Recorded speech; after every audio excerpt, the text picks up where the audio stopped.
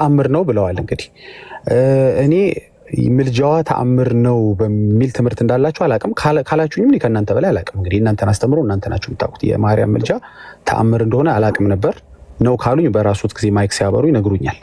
ምልጃዋ ተአምር ነው ቢባል ችግር የለውም። ብቻ ተአምረኛ በሆነው ምልጃዋ ከገሃነመ እሳት የምታወጣ ቅድስት ድንግል ማርያም ስላለች ሰው ዛሬ በተወያያችሁበት ጉዳይ ባይወያይ፣ ስለ ጥምቀት ባይወያይ ብቻ አይደለም ባይጠመቅም ቢፈልግም ደግሞ መልካም ስራ ባይሰራ ቁርባን ባያረግም መንግስተ ሰማያትን መውረስ እንደሚችል እንግዲህ መጽሐፍታችሁ ወይም ትምህርታችሁ አስተምሮታችሁ ይናገራል። አሁን እታችን እንዲያውም አስተምሮ አድርግልን ስላለች ማለት ነው። አስተምሮታችሁ ይናገራል።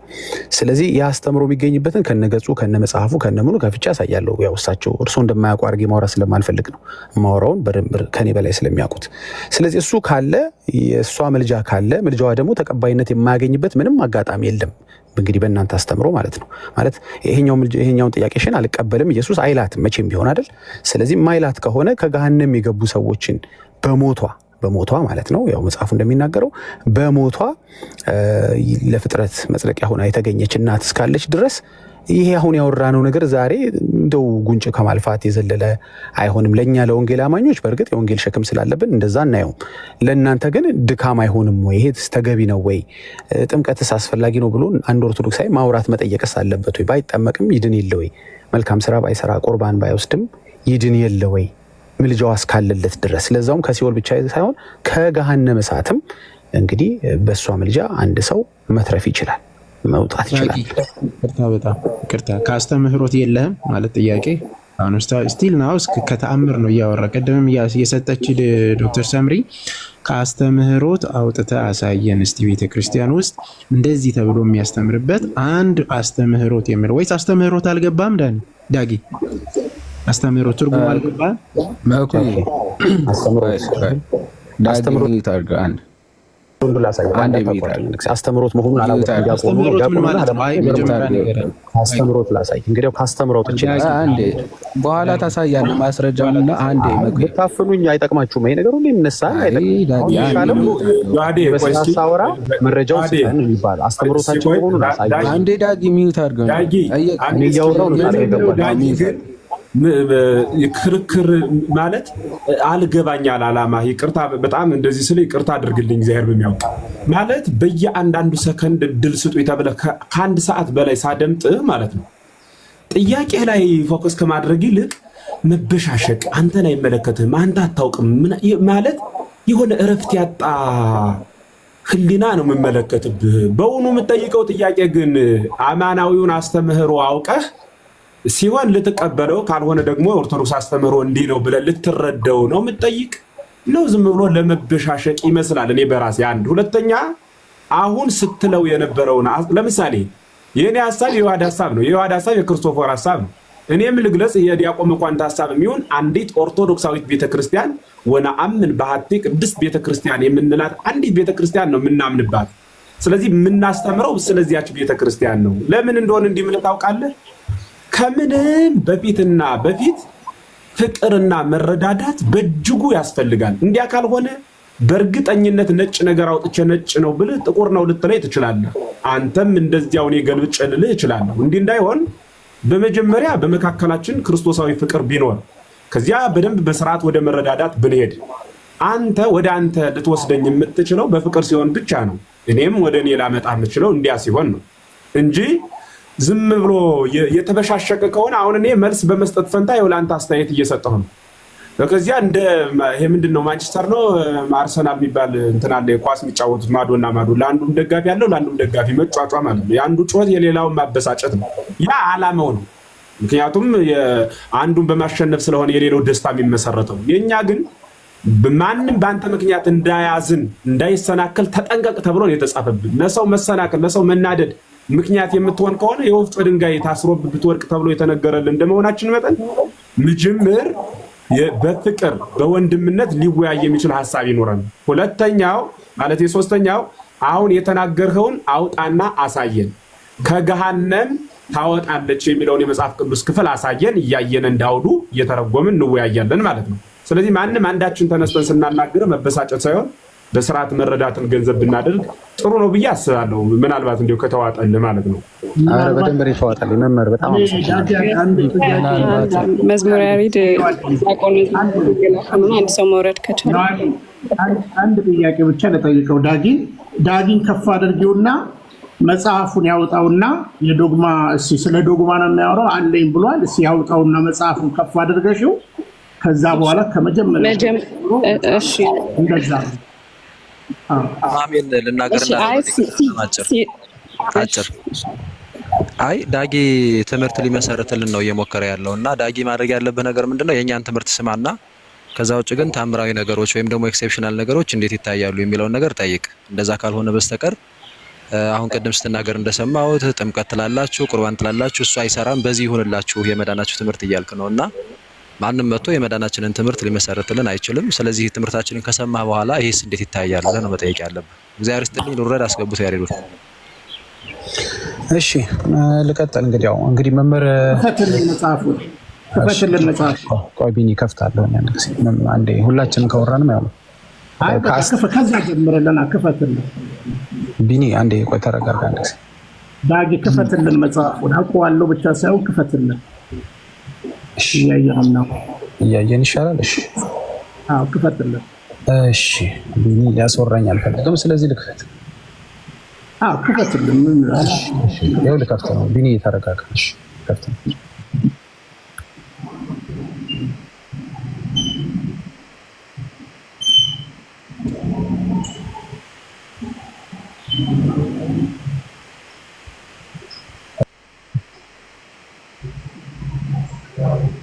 ባትሪ ዘግቶ ነበር የወጣሁት። ይቅርታ በጣም እሺ፣ ይቅር በሉኝ። እሺ ይቅርታ። አይ ችግር የለም። መዝሙር እንኳን ደህና መጣ። እሺ ከቨሩ ይሄ ነው። ውስጡ ያለውን እንግዲህ እኔ ስላልሰራሁት ከቨሩን ላዩ ላይ ለምን አልተጻፈም? አይ ከቨር የሚጠይቁ ስላሉ ነው። ተው ዳጊ ፌስቡክና ፔጅዋን ክፈት። ይሄ ከቨር ለሁሉም ከቨር ተለብጦ የሚሰራ ነው በቆዳ ዳጊ እና እሱ ነገርልኝ ነው። ከቨሩ ርዕስ ስለማይሆን አንተ ነገርልኝ። አይ ከቨሩ ርዕስ ስለማይሆን ባለፈው ኢንሳሳይ ይኸውልህ ከቨር የለውም ብለውኝ ነበር። እንኳን ደህና እንዲያው እንኳን አንተ መጣህልኝ። ምክንያቱም ስለምታውቀው አንዳንዶች ከቨር እንዴት የለውም እያሉ ሲጠይቁኝ ስለነበር ያው ከቨር እንዳለው ላሳያቸው። ፒዲኤፍ ነው እንደ ያዝከው አይደል? አዎ አንተ እንደምታሳየው ከፈለክ አዘጋጅቻለሁ። አንተ አይ ኖ ችግር የለውም። ጥሩ እሺ፣ ችግር የለውም። ርዕሱን ዞር አድርግልኝ። ኑሐሚን የመነጽር ስራ 4 ኪሎ እንዳትቀሩ ሂዱ። ኑሐሚን ዞር አድርግልኝ ርዕሱን። እሺ መዝገበ ጸሎት ይላል። ወመጽሐፈ ጸሎት የስሙነ ሕማማት ስርዓተ ስግደት ወጸሎትና ይቅርታ ግዕዝ ስለማልችል የበዓላት ማውጫ ይላል። በአማርኛ ባለ 78ቱን ነው እየከፈትኩ ያለሁት። ኦኬ ገጽ ተከታተሉኝ። ባለ 78ቱ ያላችሁ ማለት ነው። ምክንያቱም ሌላ አለው መሰለኝ ባለ 64ም አለው አለ ሬዲ። ኦኬ አልሰማኝም። እሺ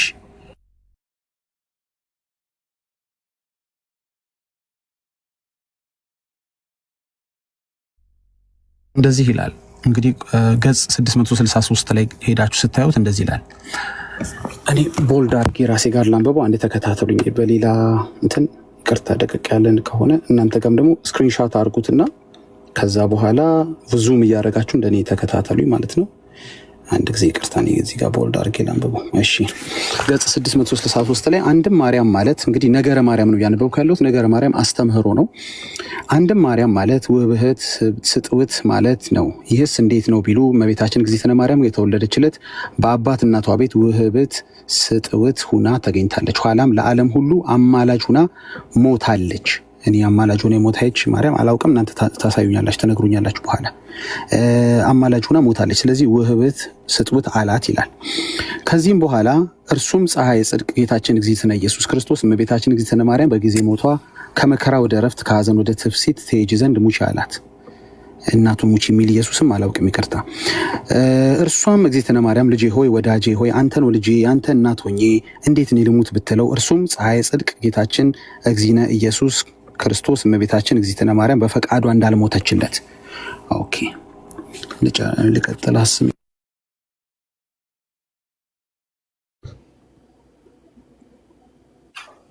በፈቃዷ እንዳልሞተችለት አውቆ 99999 ነፍሳትን በአንድ ቀን ተኮንነው ገሃነመ እሳት ሲኦልም አይደለም ገሃነመ እሳት ሲወርዱ አሳያት። እነዚህም ነፍሳት እመቤታችን እግዝእትነ ማርያምን ባዩ ጊዜ እናታችን እመቤታችን ሆይ ለዘመዱ የሚያዝን አንጀት፣ ራሱንም የማይሸከም አንገት፣ አንጀቱም አንገት አይደለም፣ ከልጅሽ አስታርቂን፣ ከገሃነመ እሳት አውጭን፣ ከምን አውጭን? ከገሃነመ እሳት አውጭን፣ መንግስተ ሰማያት አግቢን ብለው ቢያለቅሱባት እርሷም እመቤታችን እግዝእትነ ማርያም ልጄ ሆይ ወዳጄ ሆይ እባክህ ማርልኝ አለችው። እርሱም ፀሐይ ጽድቅ ጌታችን እግዝእትነ ኢየሱስ ክርስቶስ እኔ ደቂቀ አዳምን ከገሃነመ እሳት አውጥቼ መንግስተ ሰማያት ያገባው ተገርፌ ተሰቅዬ ተቸንክሬ ሞቼ ተነስቼ አይደለምን? አንቺም ለነዚህ ነፍሳት ኦኬ የሚቀጥለውን ክፈተው።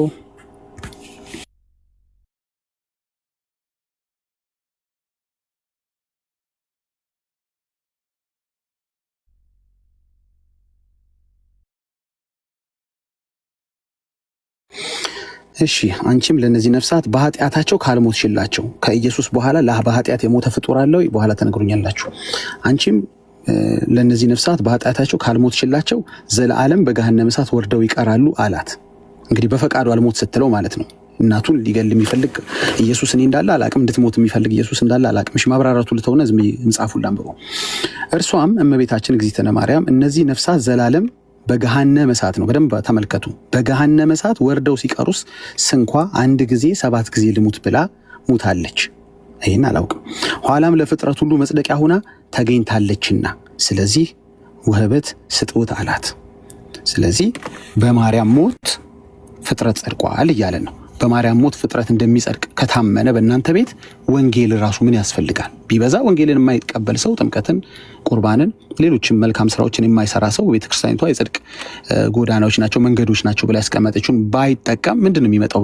ተወረስት የሚመጣው ሲኦል ቢገባ ነው። ከዛ ደግሞ ገሃነመ እሳት ቢገባ ነው። ታዲያ ይግባ። ታዲያ ምን ችግር አለው? ኦርቶዶክስ አይደል እንዴ?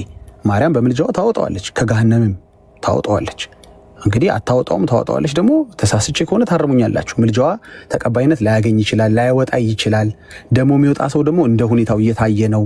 ጥርኙ ያጠጣ ያላጠጣ እየተባለ ነው ካላችሁ ደግሞ እሱን ትነግሩኛላችሁ። እንግዲህ እዚህ ጋር ግን እነከሌ ወጡ እነከሌ አልወጡ ማለት ፍጥረት ለፍጥረት ሁሉ መጽደቂያ ሆና እንደተገኘች ኢየሱስ ከሞተ በኋላ ማርያም እንደሞተች ኢየሱስ ደግሞ እናቱን ሙቺ እንዳለ በፈቃዱ አልሞት ስትለው እንዲያውም የሞቱ ሰዎችን አሳይቷት አሳምኖ እንደገደላት ያው አልገደላትም ኢንፋክት በፈቃዷ እንደሞተች ትመለከታላችሁ።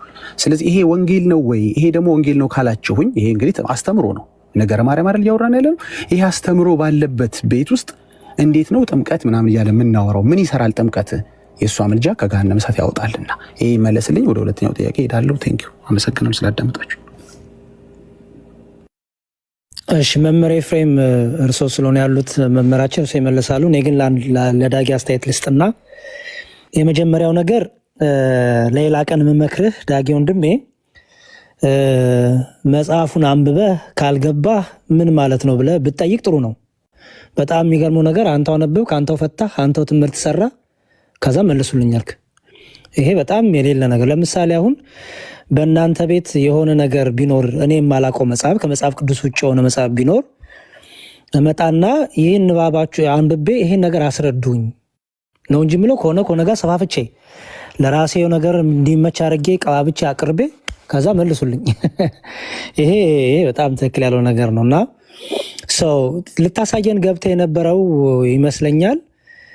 ሰው ሳያምን ሳይጠመቅ ክቡር ስጋውን ክቡር ደሙን ሳይበላ ሳይጠጣ በስላሴ ሳያምን ይድናል።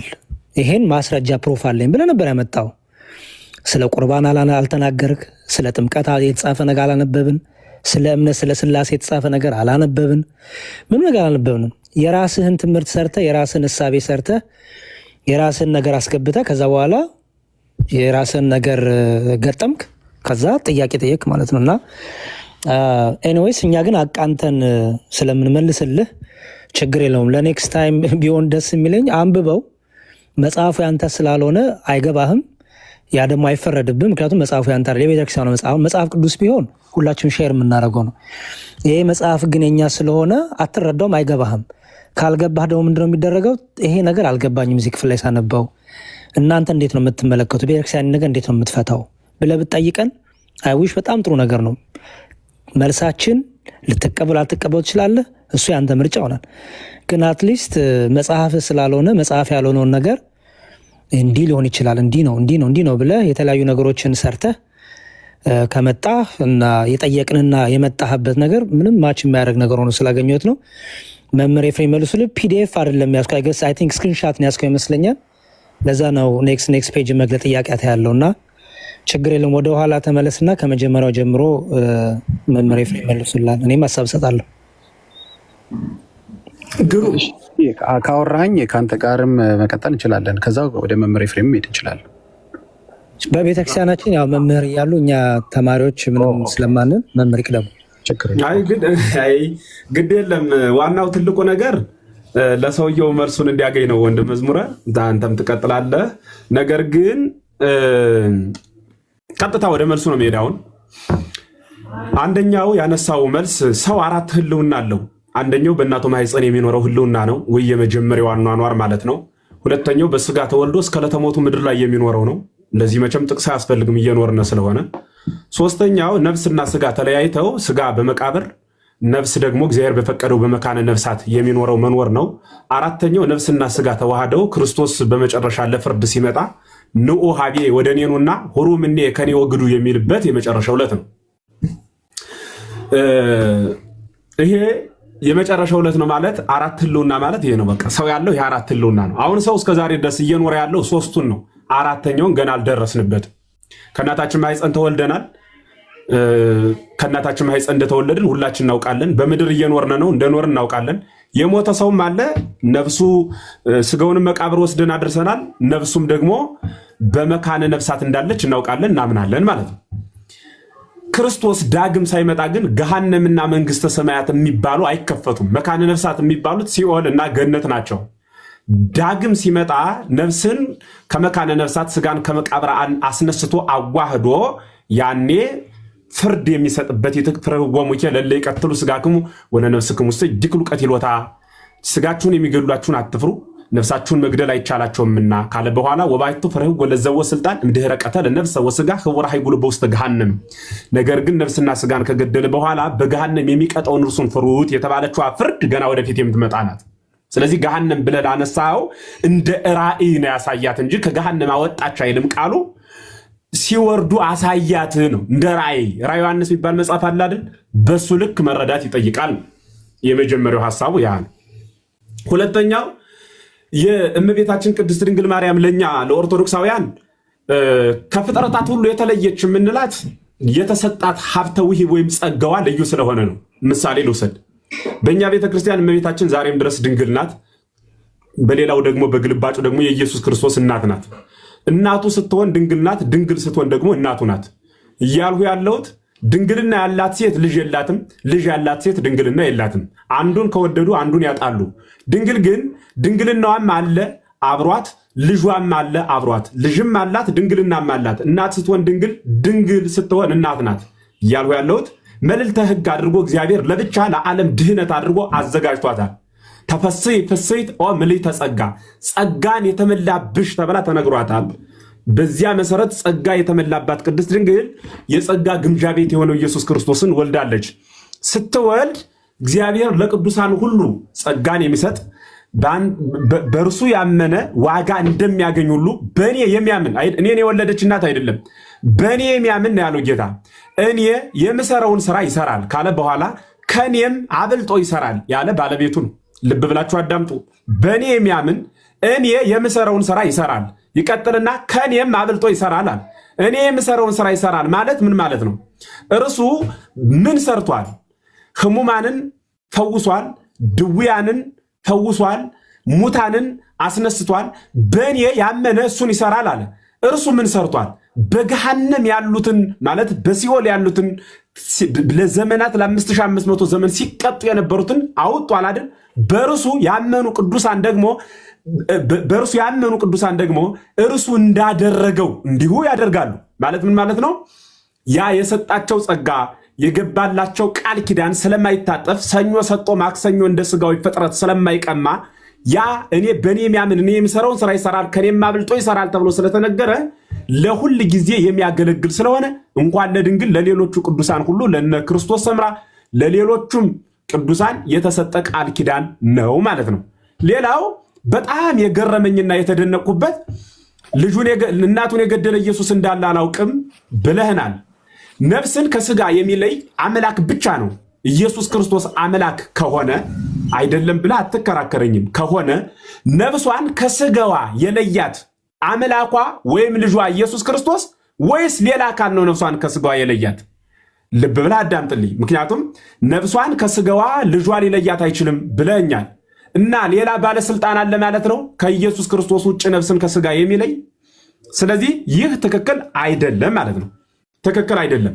እንደገና ገሃነም ማነሱ ነፍሳትን በእመቤታችን በቅድስት ድንግል ማርያም አማካኝነት ነፍሳት ከሲኦል ወደ ገነት የሚሸጋገሩ ከሆነ መጸለይ፣ መጾም፣ መስገድ አያስፈልግም ብለሃል። ልጇ ኢየሱስ ክርስቶስን አምላክ ብሎ አምኖ ኢየሱስ ክርስቶስ በዘረጋው የቅድስና መስመር እየተራመደ እየተጓዘ በመሃል እንቅፋት ሲገጥመው ምርኩዝ የምትሆናት ድንግል ማርያም ማለት በአጭር ቋንቋ እግር ኑሮ ክራንች እንደመያዝ ማለት ነው እንጂ እግር ሳይኖር ክራንች ብትይዝ ወድቆ መሰበር ነው። ክራንች ማለት ለእግር ድጋፍ የሚሆን ማለት ነው። ድጋፍ የሚሆን እንደዚሁም ሁሉ እያመን በእምነታችን ውስጥ ለሚመጣብን ድክመት የምታበረታን ምርኩዘ ሕይወት ናት እንጂ ድንግል ማርያም በቃ ዝም ብለህ ማመንም አይጠበቅብህም፣ ስራ መስራትም አይጠበቅብህም። እንደፈለክ ዘሙት ስትጨርስ ድንግል ታወጣለች የሚል ኦርቶዶክሳዊ አስተምህሮ የለም፣ መጽሐፍም አይልም።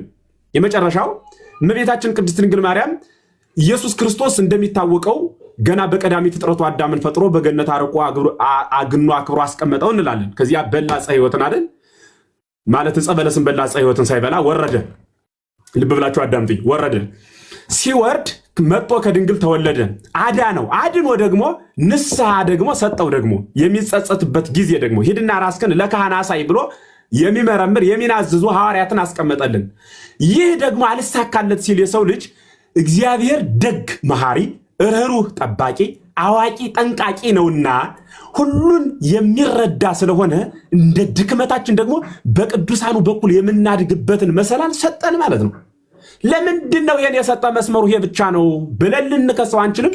የቅድሙን ነው የምደግመው። አንዱ እሱ ነው። ሁለተኛ ነገረ ማርያምና ነገረ ቅዱሳን የሚተረጎመው መጽሐፍ ቅዱስን መሰረት አድርጎ እንዲህ ለማለት ተፈልጎ ነው፣ አስቀድሞ ለማጠር ነው፣ እንዲህ ለማለት ተፈልጎ ነው እያለች ቤተ ክርስቲያን እያንዳንዱን የምተረጎምበት የማብራሪያ መጽሐፍ አላት። እሱን ከጠየቃችሁን እናስረዳችኋለን ማለት ነው እንጂ እሱን ሳትጠይቁ በራሳችሁ ስሜትና ፍላጎት እኔ ያው ቅድም መዝሙረ ወንድሜ ሲል ስለነበረ እኔ በእሱ ላይ ማብራሪያ መስጠት አልፈልግም ስለተነገረ ማለት ነው። ራሳችን ማብራሪያ ሰጠን፣ ራሳችን መጽሐፉን አወጣን ደምድመን፣ ከዚያ በኋላ ደግሞ አስረዱ። ምኑን ነው የምናስረድ? ከደመደም አሁን ይሄ ለምሳሌ አሁን በቃ አንድ ነገር አንስቼ ለዚያ መደምደሚያ ማብራሪያ ሰጥቼ መጽሐፍ ጠቅሼ ለግሌ በቃ ይሄ ነው ዘግቻለሁ ካልኩኝ መጠየቅ አያስፈልግም። ቆልፎ ለግል መቀመጥ ይሻላል። ስለዚህ የቤተ ክርስቲያን መጽሐፍ እያንዳንዱ ምን ተረጉማቸው እኛ ነን። ያልተማርከውን መጽሐፍ ያላወከውን መጽሐፍ መጣ የምትተረጉምልን ከሆነ ያላሳደጉትን ውሻ እንደ መፍታት ማለት ነው። ያ ሲፈቱት እንደሚናከስ ይሄም ሲፈቱት ይጎረብጣል። አሳን እስከ ሾሁ መብላትና መጽሐፍትን ያለ ተርጓሚው መዋጥ ለራስ ያቀራል፣ ለሰሚም ያውካል። ትክክል አይደለም። መጽሐፍትን የምትተረጉም ቤተክርስቲያን ብቻ ናት የቤተክርስቲያን መጽሐፍ የምትተረጉመው። ስለዚህ አሁን ያነሳው እግዚአብሔር ከፍጥረታት ሁሉ ለይቶ አንድያ ልጁን ተቀዳሚ ተከታይ የሌለውን ውረድ ተወለድ ሙት ተሰቀል ብሎ ለዓለም እንደሰጠ ሁሉ ሲሰጥ ከስጋዋ ስጋ ከነፍሷ ነፍስን ነስቶ ሰው ይሆን ዘንድ እንደተመረጠች ሁሉ በተለየ ኬስ ተመርጣ ዓለም የማይወስነውን ክርስቶስ ሀያው ዓለማት የሚባሉትን ለሰከንድ የማይችሉትን 9 ወር ከ5 ቀን በማህፀኗ 3 ወር ማለት 3 ዓመት በጀርባዋ እንዳዘለች እንደ ድንግል በልዩ ደግሞ ለእርሷ ከገሃነም ፍጥረታትን ታወጣ ታገባ ዘንድ ስልጣን ተሰጣት ቢባል ያንስባታል እንጂ አይደንቅም። ለምንድን ነው? በእሷ ምክንያት በእርሷ አድሮ አይደለም እንዴ ከገሃነም ያወጣን? ከእርሷ ተወልዶ ከአካሏ አካል ነስቶ አይደለም እንዴት? 33 ዓመት የተመላለሰው እኮ ከእርሷ በነሳው ስጋ እኮ ነው። በመልዕልተ መስቀል የተሰቀለው ከእርሷ በነሳው ስጋ ነው። ገሃነምን ተራ ፈጣሪን ተሸክማ ከፍጡር ቦታ ፍጡርን ወደ ፍጡር ቦታ ቀየረች ቢባል ምኑ ይደንቃል? ከዚህ የበለጠው እኮ በእርሷ ተደርጓል።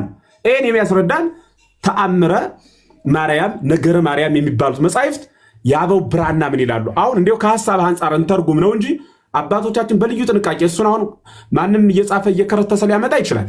ነገረ ማርያም ብራናው ምን ይላል ብለን ስናየው ደግሞ እርሱ በደንብ አብራርቶ ተርጉሞ ያስቀምጠዋል ማለት ነው። ስለዚህ ወንድሞቼ ይጨምሩበታል። እሱን መረዳት ከምንም በላይ ተገቢ ነው ብዬ አምናለሁ። የአበው አምላክ ሁላችን ያክብረን። እሺ፣ በጣም ነው የማመሰግነው መምህር ኤፍሬም፣ ጥሩ ነው ያብራሩልኝ። ጥያቄው እንግዲህ ከመዝሙረ ያሬድ ነው የሚጀምረው። ጠይቆኝ ነበር አንድ ጥያቄ፣ ከዛ ወደ እርሱ እመጣለሁኝ የእሱን ልመልስለት። እንግዲህ ወደዚህ የመጣኸው ሳይጠመቅም ማውራት ይፈልግ ሰው አለ? ኦኬ፣ እሺ። ሳይጠመቅም ወይም ደግሞ ይህንና ያን ነገር ሳያደርግም መዳን የሚችል ሰው አለ ብለህ ነበረ። የት አለ ብለህ ጠይቀኝ ነበረ መዝሙረ ያሬድ። አንተ እየተፈለግ ቅደም ወርደህ በነበረ ኔትወርክ ባስቸገረ ሰዓት ላይ እህታችን ከአስተምሮ ይሁንልን ከታምራት አይሆን ስላለችኝ ነው እንጂ አሁንም ከታምራት አንተ ቅድም ከታምረ ማርያም ከቦርናጌን ጋር ስታወራ እንደነበርከው ከኔም ጋር የምታወራ ከሆነ አሳይሃለሁ፣ ለአንተም ለእሷም አሳያታለሁ ማለት ነው። እኔ ጋር ሲደርስ ግን በአስተምሮ ይሁን ተብሎ ተቀይሯል። ስለዚህ በቃ በአስተምሮ እንቀጥል ማለት ነው። እሺ፣ ነገረ ማርያም በዛው አስተምሮ መሆኑን አንተ ማይክ ስትከፍት ነግርልኛለህ። አንዳንድ ከስር ያላወቁ ሰዎች ኮሜንት እያደረጉ ስለነበር ማለት ነው። መምህር ኤፍሬም ደግሞ ምንድን ነው እያሉኝ ያሉት? ያው የመጀመሪያው ሀሳብ ትንቢታዊ ነው ጉዳዩ፣ አክቹዋሊ የተፈጸመ ሳይሆን ያው ትንቢታዊ ነው እያሉኝ ነው። እንግዲህ ክፍሉ ሲናገር የተወለደች በአባትና እናቷ ውህብት ስጥውት ሆና ተገኝታለች፣ ኋላም ለዓለም ሁሉ አማላጅ ሆና ሞታለች ይላልና ይሄ ነገር ሞታለች እያለ ትንቢታዊ ነው ማለት እንችላለን ወይ የሚለውም ቢመልሱልኝ አንደኛ። ሌላው ደግሞ ለ7 ጊዜ ልሙት ብላ ሞታለች፣ ኋላም ለፍጥረት ሁሉ መካከለ እንድትረዳው ትንቢታዊ ሳይሆን ራእያዊ ነው ያልኩኝ። ትንቢትና ራእይ ይለያያል። እሺ፣ ይቅርታ ራእይ ነው ብለውኛል። እዚህ ጋር 7 ጊዜ ለሞተች የሚለው ሐሳብና ልሙት ብላ ሞታለች የሚለው ሐሳብና ለፍጥረት ሁሉ መጽደቂያ ሆና ተገኝታለች የሚለውስ እሱም ራእይ ነው ወይ? አንደኛ ይህን ይመልሱልኝ። ሁለተኛ ሰው ገሃነም እሳት ውስጥ ከገባ በኋላ በማርያም ምልጃ ይድናል አይድንም? ይህን ይመልሱልኝ ባኩትን። ቴንክ ዩ። አጠር ቢያደርጉልኝ እኔም ቶሎ ሌሎችም እድል እንዲያገኙ። ቴንክ ዩ። መዝሙረ ቀጥል። እኔ እዚህ በላይ ሌላ አልልም። ያልሁ በደንብ ከሰማኸኝ እሱን ነው ደግሞ አሁንም መደጋገም እንዳይሆን ሌሎቹ ይቀጥሉ። ደግሞ ምናልባት አማርኛ ልያዝ ብሎ ከሆነ ራእይ ነው ብለውኝ ነበርና ራእይ ከሆነ ተገኝታለች ነው፣ ፓስቴንስ ነው እዚጋ ያስቀመጠው። እንግዲህ ነገረ ማርያም ላይ ኦልሬዲ ለፍጥረት ሁሉ መጽደቂያ ሆና ተገኝታለች፣ ሞታለች ነው እንጂ የሚለው ትሞታለች አይልም። እኔ እስከማውቀው ራእይ ላይ ፊውቸር ቴንሶች ናቸው የሚቀመጡት እንጂ የተደረገ ነገር ኦልሬዲ አይቀመጥም። ይቀመጣል ካሉኝም ችግር የለም ልማር። ቅድም ደግሞ ደምድመህ ምናምን የመጣኸው ላሉኝ ነገር እውነቱን ነው። ደምድሜን የመጣሁት ግን ደምድሜ በመጣም እኔ ነኝ የደመደምኩት። እናንተ ደግሞ እንድደመድሙ ነው እድል ልሰጥ ቤታችሁ ድረስ የመጣሁት እንጂ እዛው ቤቴን ዘግቼ የራሴን ሀሳብ ፈጠሬ ማስተማር እችል ነበር። ግን እንደዛ ከሚሆን ቤታችሁ ድረስ መጥቼ የእናንተንም ልስማ። እኔ እንደዚህ ደምድሜ ያለው እንደዚህ ተረድቻለሁ፣ እናንተ ደግሞ ምን ትላላችሁ ለማለት ነው እንጂ ደምድሞ የመቀመጥ ነገር ይሆን እዚህ ድረስ የሚያመጣኝ ነገር የለም። ስለዚህ እናንተን ሀሳብ መስማት እፈልጋለሁ። ጥያቄን ለመድገም ሞታለች እያለ እንዴት ነው ራእይ የምንለው? ለፍጥረት ሁሉ መጽደቂያ ሆና ተገኝታለች እያለ እንዴት ነው ራእይ ማለት የምንችለው? እሺ፣ ይሄ ሀሳብ እንዳለ ሆኖ ደግሞ የእውነትስ እንደው እዚህ መጽሐፍ ላይ ስላገኘ ነው እንጂ ገሃነም አንድ ሰው ቢገባ በእሷ ምልጃ ወደ መንግስተ ሰማያት መግባት አይችልም እያላችሁኝ ነው ወይስ ይችላል እያላችሁኝ ነው? ይህን ግልጽ ብታደርጉልኝ። እሺ፣ ጥቂት ሀሳብ እኔ ልጨምርና መምህር ደግሞ በደንብ ይሄዱበታል። እሺ፣ መጀመሪያ ያላሉትን ያልከው ከሱ ከእርማቱ ልጀምር። አሁን ትልቁ ችግር እየሆነ ያልነው ያላልነውን እያላችሁ ነው። እኔ አሮን ነው እንዴት ማለት አማርኛ ነው የምናወራው። አሁን መምህር ያሉ ምንድን ነው? ለምሳሌ ወደ ሲኦል ሲወርዱ አሳያት የሚለው በራእይ ነው ያየችው ነው ያሉ። በራእይ ነው ያየችው። ይህንን በደንብ ፕሊዝ ያሉትን አንዳንዴ ያሉትንም ኮንፈርም ማድረጉ ጥሩ ነው። ያላሉት ቦታ ላይ ወስዶ መስፋቱ ትክክል አይደለም። ድካምም እንዳይሆን ማለት ነው። ሲወርዱ አሳያት ነው የሚለው። ያንን ማሳየቱን ራእይ ነው ያሉክ እንጂ ገና ወደፊት የሚሆን ምናምን በሚል አይደለም የገለጹልህ። እሱ ይታርም። ሌላው እኛ ምን እናምናለን? የነብዩትን ሐና ጸሎት እናምናለን። ምን የሚለውን እግዚአብሔር ይገላል፣ እግዚአብሔር ያነሳል፣ እግዚአብሔር ወደ ሲኦል ይከታል፣ እግዚአብሔር ከሲኦልም ያወጣል የሚል ቃል አለ። እስከ ዕለተ ምጽአት ድረስ እግዚአብሔር ባወቀ እግዚአብሔር በፈቀደ እኛ ከኛ የሚጠበቀው መጸለይ ነው። ዳጊ ለምሳሌ አሁን ቅድም ሳነሳ የነበረውን ሀሳብ ላንሳ። ለምሳሌ አንተ በራእይ በሲኦል የነበሩ ነፍሳትን ብታይ መቼም እግዚአብሔርን በደንብ ጨምርበት፣ እሳቱን በደንብ አሳርራቸው፣ በደንብ አቃጥላቸው ትላለህ ብዬ አልጠብቅም። እኔ በራእይ ነፍሳትን የማየት እድሉ ጸጋው እግዚአብሔር ቢሰጠኝ አለቅሳለሁ። ምክንያቱም ነፍሳት እንዲጠፉ ክርስቲያን አይፈልግም። ነፍሳት በሲኦል እንዲቃጠሉ ክርስቲያን አይፈልግም። ክርስቲያን እኛ ምድር ያለን ክርስቲያኖች ስለ ሁሉ እንጸልያለን።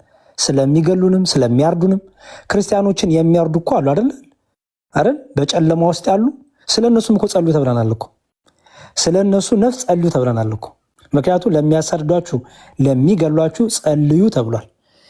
ስለዚህ ጸሎታችን ላላመኑት እንኳን እንጸልያለን። ምን እያለን? ማራቸው፣ ራራላቸው፣ አትቁጠርባቸው እያለን እኮ እንጸልያለን።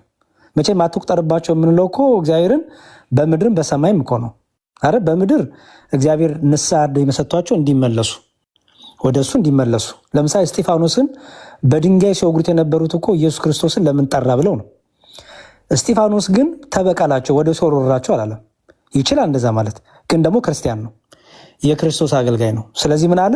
የሚያደርጉትን አያውቁምና ይቅር በላቸው። ይቅር በላቸው። ስለዚህ እኛ እንደ ቤተክርስቲያናችን ለሞቱት ሁሉ ነፍሳት እንጸልያለን። በቤተክርስቲያን ስላረፉትም እንጸልያለን። ከቤተክርስቲያን ውጭም ሆኖ ስለሞቱ ሰዎችም እንጸልያለን። ምን?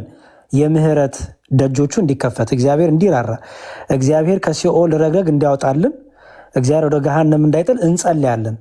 ምን ስለሆንን? ክርስቲያን ስለሆንን። ያንን ጸሎት ሰምቶ እግዚአብሔር አዋቂው፣ እግዚአብሔር ስልጣን ያለው፣ እግዚአብሔር ፈራጅ የሆነው እርሱ ካደረገ እኛ ምን ቸገረን? እርሱ ሁሉን አዋቂ ነው።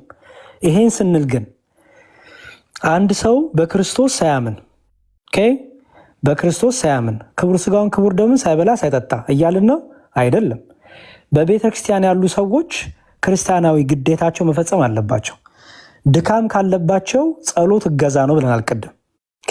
ጸሎት እገዛ ነው። ስለዚህ በቤተ ክርስቲያን በድካሙ ስላሉ ሰዎች እኛ ጸሎት እናቀርባለን። እመቤታችንም እዚህ ጋር አረገች የተባለችው ምንድነው? በራእይ አሳያት። ልክ ቅድም እንዳልኩ እንኳን እመቤታችን አይደለችም፣ ያቺ ርኅርኅት እናት አይደለችም። እኔ እንኳን ነው የምልህ፣ እርግጠኛ ነኝ አንተም ልትሆን ትችላለህ፣ ያንተን ስለማላቅ። እኔ ግን እግዚአብሔር ዛሬ በራእይ ነፍሳት ወደ ሲኦል እየወረዱ ቢያሳየኝ፣ በራእይ ወስዶ ወደ ሲኦል ቢወስደኝ እና ነፍሳት ሲቃጠሉ ቢያሳየኝ አዝናለሁ፣ አለቅሳለሁ። ማራቸው፣ እራራላቸው ጌታ ሆይ እላለሁ።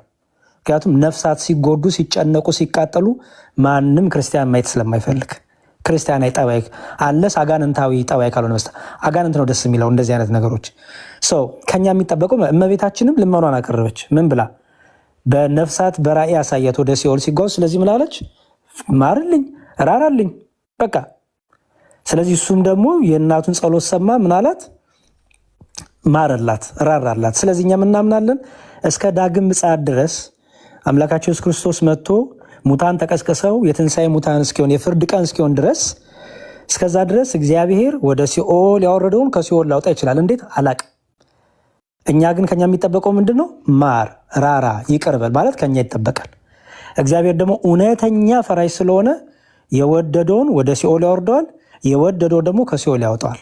ይሄ ማለት ጾም አጽሙ፣ አጸልዩ፣ በመንፈሳዊ ፍሬ አትመላለሱ ማለት ነው?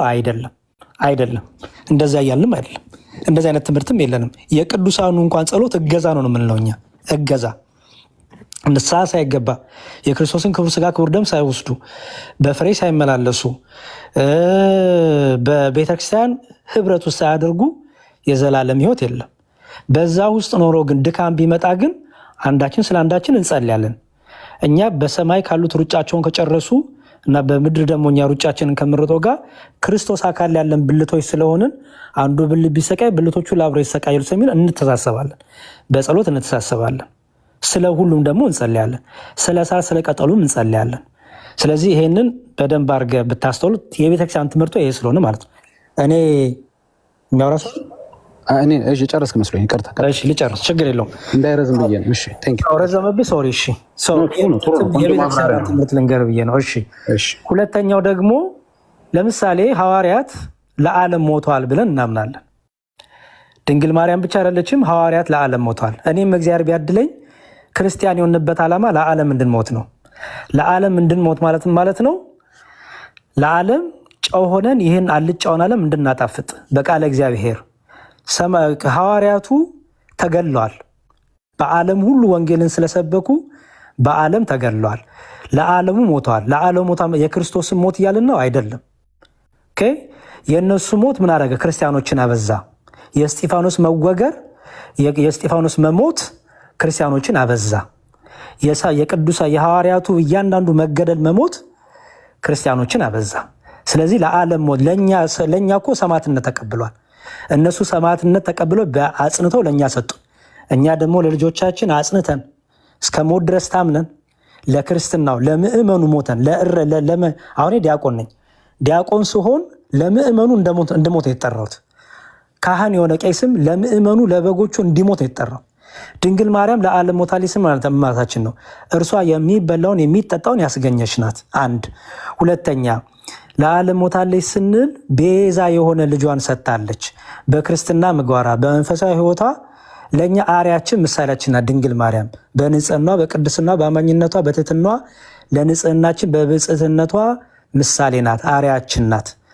ስለዚህ ለዓለም ሞታለች ሲባል ከመንፈሳዊው ኮንትሪቢዩሽን አንጻር ከመንፈሳዊው ቫሊዩ አንጻር የተነገረ ነው እንጂ የክርስቶስ ለምሳሌ ቅዱስ ጳውሎስ እኔ ለዓለም የሞትኩበት ይላል አይደል?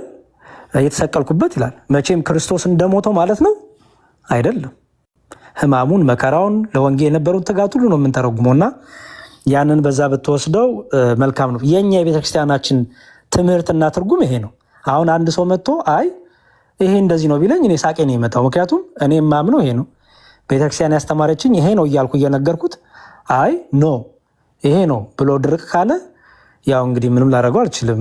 እኔ የማምነውን ይዤ እቀጥላለሁ እና በእኔ በኩል ያለ ሆነ መምህር ኤፍሬም የሚጨምሩ ነገር ካለ ግን መምህር ኤፍሬም ጨምሩ። እሺ እሳቸው ከመጨመራቸው ፊት አጭር ነገር መሀል ላይ እንዳይረዝምብኝ እኔም ለሁለት ስለሆነ መጽሐፍ ቅዱስ ብቻ ስለምትል ቆይ ቢኒ አንድ ጊዜ አይረበሽ። ቤቱ ቆንጆ እያስታወቁኝ ነው እየመለሱልኝ ነው የራሳቸውን እየነገሩ አንተም ደግሞ መመለስ ከፈለግ ችግር የለም። ግን አንዴ ከልመና ጋር እባክህ ወንድሜ እባክህን ከልመና ጋር ማለት ነው። ጥሩ ነው አሁን ያለው መንፈስ አይረበሽ። እባክህን ማለት ፋውል አይደለም። እንግዲህ ከአንተ የሚሻሉ መምህር ናቸው አይደል? ለእሳቸው ያሬድ አክብሮ እንዴት እድል እንደሰጥ አይተሃል። ስለዚህ አንዴ ተረጋጋ። ከአንተም ጋር ማውራት ፈልጋለሁ። ችግር የለም። ጥያቄ ካለ ጠይቀኛል። እሺ ችግር የለውም። ለምን እንጫጫዋለን ወንድሜ? እሺ እኮ አልኩህ እኮ እኔ አላወራም ከአንተ ጋር አላልኩም። እናወራለን። ምን ችግር አለ ባወራ? አንዴ ግን ወንድሞች በሚያወሩኝ ስርዓት ልቀጥል። እሺ ያሬድ ቴንክ ዩ ስለመለስክልኝ አመሰግናለሁ። እኔ እኮ አንተን እኮ አላልኩም እኮ አንተን አናገርኩኝ። ቢኒ አንዴ መሀል ስለገባህ አንተን እኮ አላናገርኩም። ምንም ችግር እኔም ብታናገረኝ እኮ ችግር የለውም። ድምጽ የሚጣፈጥ ነው። ዳጊ አንዴ ሀሳብ ቢሰጥ እኮ ባጥሩ ቀላል ነበረ። አስር ነገር ነው የምናገረው። መዝሙሬ ማቴዎስ ወንጌል ምዕራፍ 12 ቁጥር 31 እና 32 ነው። አያይዘህ ብትጨምር እየተማረንም ስለሆነ እሱን አያይዘህ ብትጨምርልን ለማለት ነው። እና ይጨምርልህና ከዛ በኋላ ትጠይቃለህ። ታንክ ዩ ይጨምርልኛል። እሺ መምህር ኤፍሬም አያይዘው እንዲያነሱ ስለፈለኩኝ ነው። እሺ ግን ችግር የለውም። እሺ ዳጊ እኔና መምህር ኤፍሬም ያነሳነው ላይ ሀሳብ ካላቀረብና መምህር ኤፍሬም አሁን ቢኒ ያለውን ጨምረው ተጨማሪም ያስተምሩናል። ይቀጥላል። እሺ ያሬዶ አሁን አይተህ እንደሆነ ስትመልስልኝ ያው ማርያም ራራልኝ ብላው ጠይቃው በምልጃዋ እንዳዳናት ነው የነገርከኝ። መጽሐፉ ግን የሚናገረው በምልጃዋ ሳይሆን ሙቺ አላት። መጀመሪያ ፈቃደኛ አልሆነችም። እኔ አንተን ወልጄ እንደዚህ ብዬ ስትለው እንደማትወርድለት በፈቃዷ እንዳልሞተችለት አውቆ ይላል። እነዛ ነፍሳት ሲወርዱ አሳያት። እንግዲህ በራእይ ነው ብላችኋል። ችግር የለም እኮ በራእይ ግን የሞተች ማርያም አለች ማለት ነው። ለፍጥረት የሞተች ማርያም እንጂ እነዛ ፍጥረታት የጸደቁት ክፍሉ እንደሚናገረው ምልጃ ጠይቃ ሳይሆን ሞታ ነው። እሷ ራሳ እኔ እንደሞትኩት አንቺም ሙቺ እኔ ሞቼ ተቸንክሬ ቆስዬ አይደለ ወይ ምናምን ሲላት ቆስዬ የሚለው እንኳ ቃል ይኖር አይኖር እርግጠኛ አይደለሁም። ማንበብ እችላለሁ ከፈለጋችሁ። ወይም እንዲና እንዲሆኝ አይደለ ወይ አንቺም እንዲህ ካልሆንሽ ብሏት ነው እንጂ ምልጃዋን ሰምቶ በይሺ ላንቺ ስለበራቸዋለሁ ብሏት አይደለም። ሞታ እንጂ ለምን አይደለም፣ ጠይቃ አይደለም። ስለዚህ ይሄ መታወቅ አለበት። ያሬድ አንድ ጊዜ እንትን አታርጉልኝ፣ አትደውሉኝ። ስለዚህ እዚህ ጋር ያሬድ የተሳሳትክ ይመስላል። ከፈለክ ክፍሉ እንደገና ከፍተን እንየው። እሷ ሞታ ነው እንጂ ምልጃ ጠይቃ አይደለም። ይሄ ራሱ በጣም ትልቅ እንትን ጥያቄ የሚያስነሳ ነገር ነው። ሌላው ዋናው የምፈልገው ጥያቄ ብቻ ምንም ይሁን ምን እንግዲህ እናንተ እኔ ባልገባኝ እናንተ በገባችሁ አስተምሮ ማርያም በምልጃዋ ከገሃነመ እሳት ታወጣለች ብዬ ስጠይቅህ እንደ እግዚአብሔር እኮ ይገላል ያድናል አልከኝ። ማርያም እኮ እግዚአብሔር አይደለችም። ያሬድ ለምን ወደ እግዚአብሔር ሄድክ? ገባ? እኛ ደግሞ በመልጃችን ከዚህ ሆነን ፍትሃት ወይም ደግሞ ጸሎት ብናደርግ ለሞቱ ነፍሳት አልከኝ። እኛ እኮ ማርያም አይደለንም፣ ወይም አንተ ማርያም አይደለም። እኔ ጠየቁ ማርያም በምልጃዋ ከገሃነመ እሳት ታወጣለች ወይ? ከፈለክ ደግሞ ቀይረውና ልክ ነገር ማርያም እንደሚለው በሞቷ ከገሃነመ እሳት ታወጣለች ወይ ነው እኔ ጥያቄ። በእርግጥ አንተ እንዳልከው ፍትሃት ለመማጠን አይደለም። እኔ መረጃ ሰጣለሁ። ፍትሃት መማጠን ሳይሆን ለበደሉት ስርየት ኃጢአትን ይቅርታንና እረፍተ ነፍስን ያሰጣል ነው። ላይክ ለማሰጠት እንማጸናለን። እንግዲህ ያው ውሳኔው እሱ ነው አይደለም። ፍትሃት በቤተ ክርስቲያናችሁ ስርየት፣ የኃጢአት ስርየት። ይቅርታ ዳጊ፣ እኔ ራሴን አንሚዩት አደርጋለሁ። የምታደርጉ አጠገቤ ስላለ ነው የነካሁት። ሶሪ። ግን እንኳን ነካው ባይዘው ሳላቅም ቢሆን ፍትሃቱን ደግሞ ለብቻው እናወራለን። እሺ አንተም ስላነሳው ነው ማለት ነው። አይ እኔ ስለ ፍትሃት ያነሳሁት እኔ ባይዘው ስለ ሁሉም እንጸልያለን በሚል ነው ያስኩልህ። ስለ አንተም እንጸልያለን፣ ስለሚገሉን እንጸልያለን እኮ ያስኩ ብዬ ተናገርኩ። እኔም ከርስት እንደወጣ ከሐሳብ እንደወጣ ገብቶኛል። ግን ያው ስለ ፍትሃት ግን እኔ በሆነ አላነሳውም ነበር። ጥሩ፣ ስለ ፍትሃት ግን በደንብ እናወራለን በሌላ ቀን። ምክንያቱም የሆነ ቪዲዮም ስትናገር በፍትሃት ዙሪያ ሌላ ቀንም ዛሬም እንችላለን። መረጃዎቹ ስላሉኝ ዛሬም ሌላ ቀንም እንችላለን። በተመቸኝ ወደ ርዕሱ እንመለስ። እንግዲህ እሺ አንተን የሚያወራነውን እንርሳው። ስለ ፍትሃት ሁለታችንን ያነሳነው እንቶ ወደ ጎን እናድርገውና በአጭሩ ጥያቄ ምንድን ነው? ማርያም በምልጃዋ ከገሃነመ እሳት ታወጣለች ወይ? መቼም ገሃነመ እሳት ውስጥ የሚገባ ሰው ንስሐ የገባ መልካም ሕይወት ያለው ቁርባን ሲቆርብ የነበረ በጥሩ የክርስትና ሕይወት ሲመላለስ የነበረ ነው ለማለት ያዳግተኛል። ነውም ካላችሁ እንግዲህ ሰማለሁኝ። እንግዲህ ገሃነመ እሳት የሚገባው የበደለ ሰው ነው ብዬ ነው የማስበው። የበደለን ሰው ማርያም በሁለቱም በነገረ ማርያምን ብንሄድ በታምረ ማርያም እንደምታወጣ እንግዲህ ይናገራል። ታምረ ማርያም ይናገራል፣ ነገረ ማርያም ይናገራል የበደሉ ሰዎች እንደሚወጡ። ይሄ አስተምህሮትን የእውነት ግን ከመጽሐፍ በዘለለ ወንድሞቼ እንድታብራሩልኝ ይፈልጋለሁ። እንዲህ አይነት ኦፕሽን ካለ በምልጃዋ የምታወጣ ከሆነ ታዲያ የጽድቅ መንገዶቹ ምን አስፈላጊ ናቸው? ዞሮ የጽድቅ መንገድን ባልከተል ቢብስ ገሃነም ነው የምገባው። ልግባ፣ ምን ችግር አለ? የሷ ምልጃ እስካለ የሷ ምልጃ እስከሰራ ድረስ የማይቀበልበት ምልጃዋን ኦኬዥን እስከሌለ ድረስ እንግዲህ በራእይ ባላችሁት መሰረት ለፍጥረት እንግዲህ ወደ ፊውቸር አድርጌ ልናገረው። በእርግጥ ኦልሬዲ ሞታለች ነው የሚለው። እምትሞት እስከሆነ ድረስ ፍጥረት በሷ የሚጸድቅ እስከሆነ ድረስ ታዲያ አንድ ኦርቶዶክሳዊ ለምንድን ነው ስለ ክርስትና ጭራሽ የሚጨንቀው? አሁን ወንድሜ ቢኒ እንደጠየቀኝም ጥቅስ ምናምን መጽሐፍ ቅዱስ እኮ አያስፈልገውም። አንድ ኦርቶዶክስ ቢበዛ ከገሃነም ይወጣና ራራልኝ ብለው አይደለም። እቺ ፖይንት አንዴ እንድትጨፈለቅ አልፈልግም። ራራልኝ ብለው ሳይሆን ሞታ ነው ፍጥረት የጸደቀው እንጂ ራርቶላት አይደለም። እንዲያውም እሱ 2 ጊዜ ሰጀስት አርጓት እንድትሞት በመጀመሪያው እምቢ አለች። ማለት እምቢም ሳይሆን እንዴት ልሙት ልጅ እናት ሆኝ እንዲሆኝ ስትለው ኦኬ አለና በፈቃዷ እንዳልሞተችለት አውቆ ይላል ይሄንን ኦፕሽን ሰጣት። እኔ እንደዚህ ሆኝ አይደለም የሞትኩት ብሎ ለኃጢአታቸው ተኮንነው ሲወርዱ አሳያት የሚለው ሐሳብ ይቀጥላል። እሺ ጥያቄው እንዳይረዝም አጠር ላድርገው፣ እናንተ ቀጥሉ። እሺ መምህር ኤፍሬም ይቀጥላሉ። አንድ ጥያቄ ልጠይቀው መምህር ኤፍሬም ይቀርታና ዳጊ አንድ ሚዩት አድርግልኝ። አንሚዩት ነው ያልከኝ? ሚዩት ነው አንሚዩት አንሳው ማለት ነው። አንሚዩት አድርገው። እሺ እግዚአብሔር ወደ ሲኦል ያወርዳል፣ ወደ ከሲኦል የሚያወጣል ማለት ነው። ክፍሉ የሚናገረው ስለ መቃብር ነው። እሱም ደግሞ እግዚአብሔር ስለሆነ ሌላ ጊዜ እናውራው። የማርያምን እንጨርስ። አይ በዚህ ክፍል ላይ ንገረኝ ብዬ ነው። በአንደኛ ሳሙኤል ላይ ባለው መቃብር ነው የሚለው ክፍሉ። ሲኦል የሚለው መቃብር ነው። የፍትሃቱ አይነት ይሆንብናል።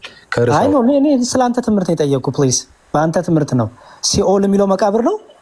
እዛ ክፍል ላይ መቃብር ነው የሚለው። ማነው እንደዛ ብሎ የፈታው? እሺ ሌላ ቀን እናውራ እንደ ፍትሃቱ፣ ወይስ ዛሬ ርዕሱ ቀርቶ ወደዚህ እንዙር? ኖ አይ እንደዛ ብሎ የፈታውን ብቻ ሀሳቡን ስጠኝና ሌላ ቀን ማን የፈታው? እግዚአብሔር ከሲኦል ወደ ሲኦል ይከታል ከሲኦል የሚያወጣል የሚለው መቃብር ነው ብላ የፈታው። አሁን እዚህ ጋር እኔ እናንተ እያወራን አንደኛ ሳሙኤል ምዕራፍ 2 ላይ ሄደው በእንግሊዝኛ ያነቡታል ሁሉ። እሱን ግን ሌላ ጊዜ እናወራለን። ያሬዲ በቃ የያዕቆብ መልእክት ላይ ከእናንተ የታመመ ማንም ቢኖር የቤተክርስቲያን ሽማግሌዎችን ይጥራ፣ የእምነት ጸሎትም እያደረጉ ዘይት ይቀቡት፣ ደዌም ካለበት ይፈውሳልና ኃጢአትም ሰርቶ ከሆነ ይሰረይልታል ይላል አይደል? አዎ ይላል።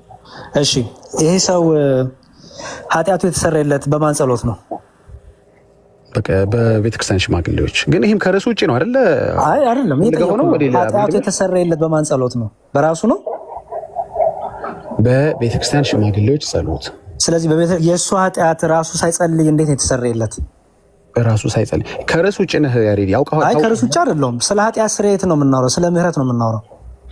እሺ የማርያምን ትመልስልኛ፣ ከዛ ትጠይቀኛለህ ወይስ ያንተ መቅደም አለበት? የኔ ሳይመልስ ሀሳቡ ውስጥ አንዴ መልስልኝ። ማርያም በምልጃዋ ከገሃነም እሳት ታወጣለች አታወጣም? ቀላል እኮ ነው። ባይደው ከባድ ቢሆን እናንተም ስለሆነ ጥሩ እሺ፣ ችግር የለውም። አሁን ይኸውልህ ዳጊ ቀላል ከባድ የሚለውን ተው ፕሊዝ ወንድም አለ ኖ ለእናንተ ማለት ነው። ሌላው ሰው ጋር ለማናችንም ቀላል ከባድ ሳይሆን እየተማመር ነው። በቃ ተው እሱን ዳጊ ፕሊዝ። በጣም እኔ ወርዲንጎች ፎር ሳም ሪዝን በጣም ፖለቲክስ ተሞላቸው እየሆኑብኝ ነው። በቅንነት ነው እየመለስን ያለው። እኔ በቅንነት እንድትመልስ ነው የጠየቅኩ የነበረው። መመለስ ካልፈለክ ስፋይን ማለፍ እንችላለን። መመሪያ ፍሬም ይቀጥሉ። እሺ እግዚአብሔር ይስጥልኝ። ጥያቄ ላስታውስ አንዴ ያሬዲ ሌላ ሀሳብ ችግር የለውም። መልስ ላስታወስ ነው። እሺ ማርያም በምልጃዋ ከገሃነመ እሳት ታወጣለች ወይ? ሰምተናል እኮ ዳጊ። ሚዩት ላድርግላችሁ። እሺ ቅድም እየጠየቅ ያን ያህል ስናዳምጥ ቆይተን አሁን ደግሞ ይልቁንስ እንደው በምንም ታምር ሲኦል የገባ ሰው አይወጣም ከሲኦል በምንም ታምር አይወጣም የሚል መጽሐፍ ቅዱሳዊ ማስረጃም እንድትሰጠን እንጠብቃለን። ዳጊ መምህር ይቀጥሉ። ግሩም አልሰማሁም። ይቀጥሉ ዳጊ። ጥያቄን አልሰማሁም፣ ግን መምህር ይቀጥሉና በኋላ ላይ ለምንድን ነው ግን የሆነ ነገር በተነገረ ቁጥር ለሁሉም በጣም አስቸጋሪ ነው። መምህር ይቅርታ፣ እኔ ምንም አላቋረጥኩትም። ያቋረጡት እሱ ነው። እኔ ሚዩት አድርጌ ነበር። ይቅርታ። ኧረ መቼን ማንም አቋረጠ ያላልኩም። እኔ እኮ አሁን ቀጥታ ወደ መልሱ ነበር የገባው። ግን ለተነገረችው ለእያንዳንዷ ነገር በቃ መልስ መስጠት ትፈልጋለህ። ይሄ ደግሞ ትክክል አይሆንም። ልጅ እግዚአብሔር በሚያውቅ የምሬ ነው። ማስተዋል ጥሩ ነው ከምንም በላይ። አንዳንዱን አልፈዋለሁ። በቃ ይቅርታ። ወደ ጥያቄ ልግባ። የሚገርምህ ቀጥታ ጥያቄ እንዳልመልስ ከሚያደርገኝ ነገር አንዱ የሆነ ለስለስ ያለ ሀሳብ እንዲኖረን መሀል ላይ የምሰጣቸው ሌላ ሀሳቦች ናቸው። ለእኛ ልጆች በጣም ጥሩ ማብራሪያዎች ናቸው፣ ለሌሎች ደግሞ ተረት ናቸው። እኔ ከፕሮቴስታንት እህቶችና ወንድሞች አንድ የተረዳሁት ሰው አራት ህልውና አለው ብዬ ቅድም ስናገር አጋጣሚ ኮሜንት እያየሁ ነበረ እና አንደኛው በእናቱ ማህፀን የኖረው፣ ሁለተኛው ደግሞ ተወልዶ ብዬ ስናገር ተረት ይላል ማለት ነው። ሳይጸነስ የተወለደ ሰው አለ አሁን እና ለነዚህ እንዴት በምን ቋንቋ እንደምንግባባ ሳስብም ይጨንቃል። እመቤታችን በምልጃዋ ከቅጣት ቦታ ታወጣለች ወይ? አዎ ታወጣለች። ይሄ መልስ ነው። በደንብ ያዙ። ተረትም ምናምንቴ የምትሉ ሰዎች ያዙ። ታወጣለች ወይ እመቤታችን ቅድስት ድንግል ማርያም ከቅጣት ቦታ? አዎ ታወጣለች። ማንን አወጣለች? በነገረ ማርያም የተጻፉ በርካታ ነፍሳትን አወጣለች። የወጡት ሃይማኖት ኑሯቸው የምግባር ሕጸጽ ያለባቸው ናቸው። ወንጌል የተለየ ይደግፈሃል። ማቴዎስ ወንጌል ምዕራፍ 25 ቁጥር 1 ጀምረህ አንብ። ቁጥር 1 ጀምረህ ስታነብ ስለ 10 ደናግል ይናገራል። አሚያት መስል መንግስተ ሰማያት 10 ደናግል እለነሳ ማህተዩን ወጻ ለቀበላ መራዊ መንግስተ ሰማያት በግዕዝ ስናገረው መሰለኝ ሰዎች ማይገባቸው በአማርኛ አላድርግ። ቆይ መንግስተ ሰማያት ሙሽራውን ሊቀበሉ የወጡ 10 ደናግል ትመስላለች ይልና ወሐምስ ሙስጤቶን አብዳት ማንቱ ወሐምስ ጠባባት ከነሱ መካከል 5ቱ ጥበበኞች ናቸው፣ 5ቱ ደግሞ ሰነፎች ናቸው ይላልና ከዛይና 5ቱ ልባም የሚባሉት መብራትም ዘይትም ይዘዋል ይላቸዋል። ሰነፎች ግን መብራት ይዘዋል ዘይት ግን የላቸውም የሚባሉ ሰዎች አሉ። ይህ ማለት በእኛ ቤተክርስቲያን ትርጉም አበው የተረጎሙልን ያስቀመጡልን መብራት የተባለ ሃይማኖት ነው። መብራት ከጠፋ ሁለመናው ጨለማ እንደሚሆን ሁሉ ሃይማኖት የሌለው ሰው ህልውናው በጠቅላላ ጨለማ መሆኑን ለመግለጽ የተነገረ ቃል ነው። ዘይት የተባለ ዘይት የተሰበረ አካልን እንደሚጠግን እንደሚያለሰልስ እንዲሁ ሰርጎ እንደሚገባ ሁሉ ፍቅርና ትህትናን በዘይት መስሎ ይናገራል። ፍቅር፣ ትህትና፣ ሰላም የሌላቸው ሰዎች ሃይማኖት ብቻ አለኝ ብለው ሲጨፍሩ የኖሩ ዘመናቸውን በበደል የገፉ ሰዎች ሃይማኖት ግን ያላቸው በኢየሱስ ክርስቶስ አምላክነት በድንግል አማላጅነት የሚያምኑ ከቅጣት ቦታ በድንግል አማላጅነት ይወጣሉ ብዬ ነው መመለስልህ ማለት ነው እንጂ አንተ እንዳልከው እመቤታችን ቅድስት ድንግል ማርያም ከቅጣት ቦታ ታወጣለች ወይ? አታወጣም። የምታወጣ ከሆነ የሚወጡት ሃይማኖት የሌላቸው ሰዎች ስለሆኑ፣ ስለዚህ ክርስቲያን ማንኛውም ሰው መውጣት ይችላል ብለህ ተናግረሃል። ቅድም እንዳልሁት ለሁሉም ሰው ለምሳሌ በእኛ መጽሐፍ ይኸውልህ ፍጥረታት ሁሉ ብሎ ሲናገር በሚያበዛው ለመናገር ነው እንጂ ይላል። ለምሳሌ ፍጥረታት ሁሉ ሲባል አሁን በክርስቶስ የማያምኑ ወገኖቻችን አሉ። እኒህ ሰዎች አሁን በእመቤታችን ምልጃ ይድናሉ እያልን አይደለም። እና ለምንድነው ፍጥረት ሁሉ ያለ ካልከኝ በሚያበዛው መናገር ነው። ምሳሌ የሆነ ሀገር ሂደህ የሆነ ሰው ቢሰርቅህ ይህ ሀገር ሌባ ነው ብለህ ትናገራለህ። የሰረቀ ግን አንድ ግለሰብ ነው። የሚያበዛው ሌባ ካለ ሀገሩን በግለሰቦች አስገብተህ እንዲያልትናገር ትችላለህ። እንደዚሁ ሁሉ ገሃነም የሚለው ሐሳብ ሲነገር ወይም ደግሞ ነፍሳትን ታወጣለች ሲባል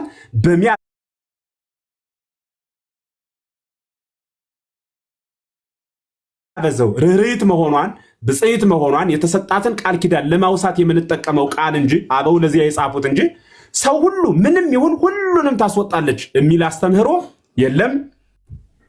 አተረጓጎም አለው ጎዳና አለው ባለቤቱ ነው የሚተረጉመው ያልኩም እሱን ነው ማለት ነው። ስለዚህ ታወጣለች ወይ ከቅጣት ቦታ? አዎ ታወጣለች።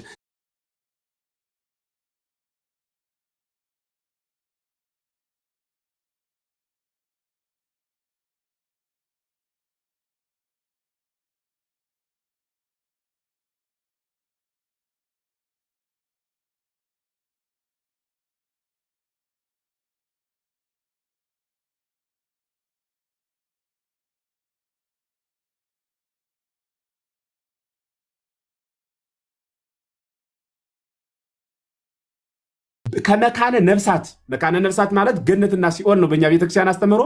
ከነዚህ ግን በድንግል ምልጃ ይቅርና በሌሎቹ ቅዱሳን ምልጃ እግዚአብሔር መሐሪ ነውና ይምራል። የሚምረው ግን የሃይማኖት ሳይሆን የምግባር ሕጸጽ ያለባቸው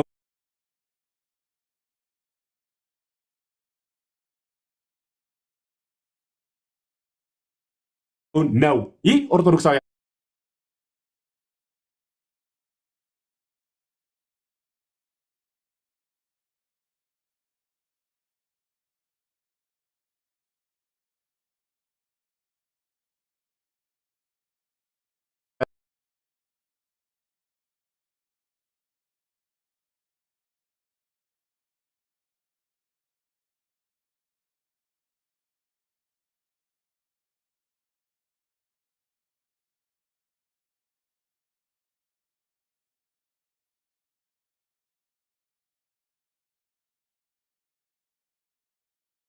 አንድ ሰዓት እንኳን መትጋት አልተቻላችሁምና ከኔ ወግዱ አላቸው። ቤቱም ተዘጋ።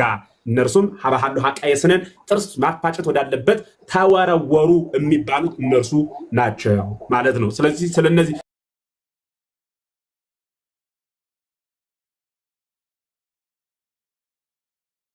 ብሎ ይዘጋል።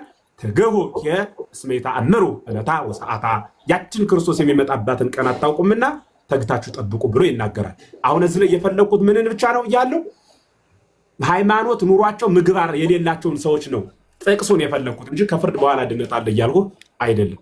እሺ መምህር ኤፍሬም ሃይማኖት ኖሯቸው ማለት ምን ማለት ነው? አልገባኝም፣ ይቅርታ።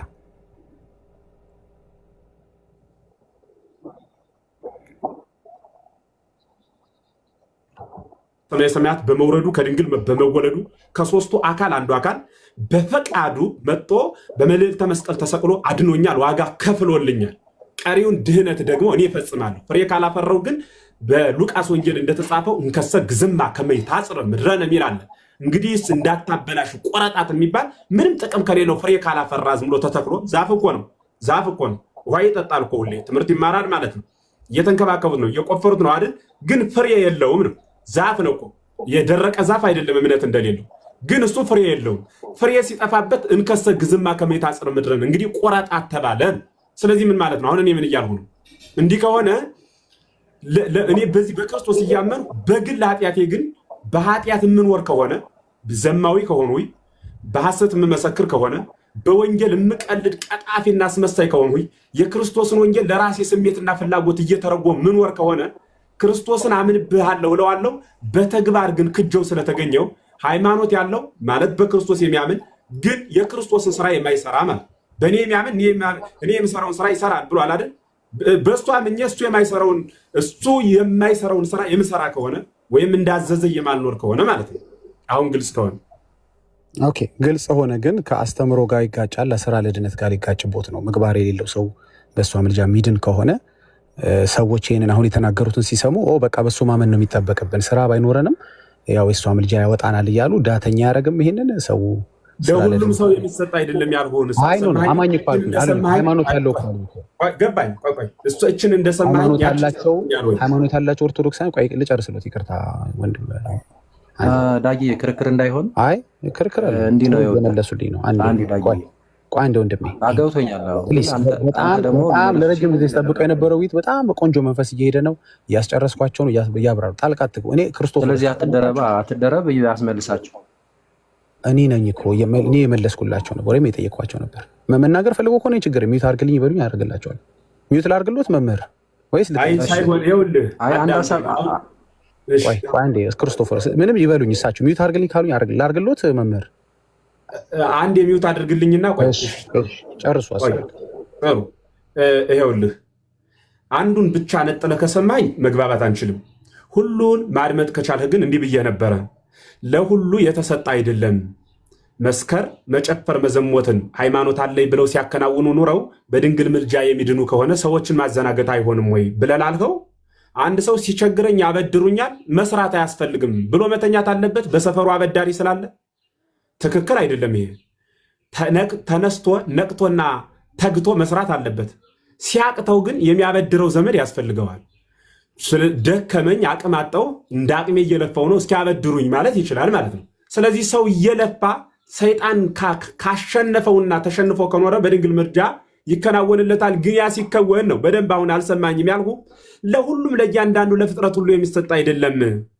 ምን ማለት ነው አዲያ ካልኸኝ የእግዚአብሔርን ቸርነት የድንግልን አማላጅነት ለመግለጽ በእግዚአብሔር ተአምር በእመቤታችን ምልጃ የሚከወን ለሁሉም ሰው ማለት አብዝቶ ለመናገር ብዛት ያለውን ለመጥቀስ የተነገረ ቃል ነው ብያለሁ ከዚህ በኋላ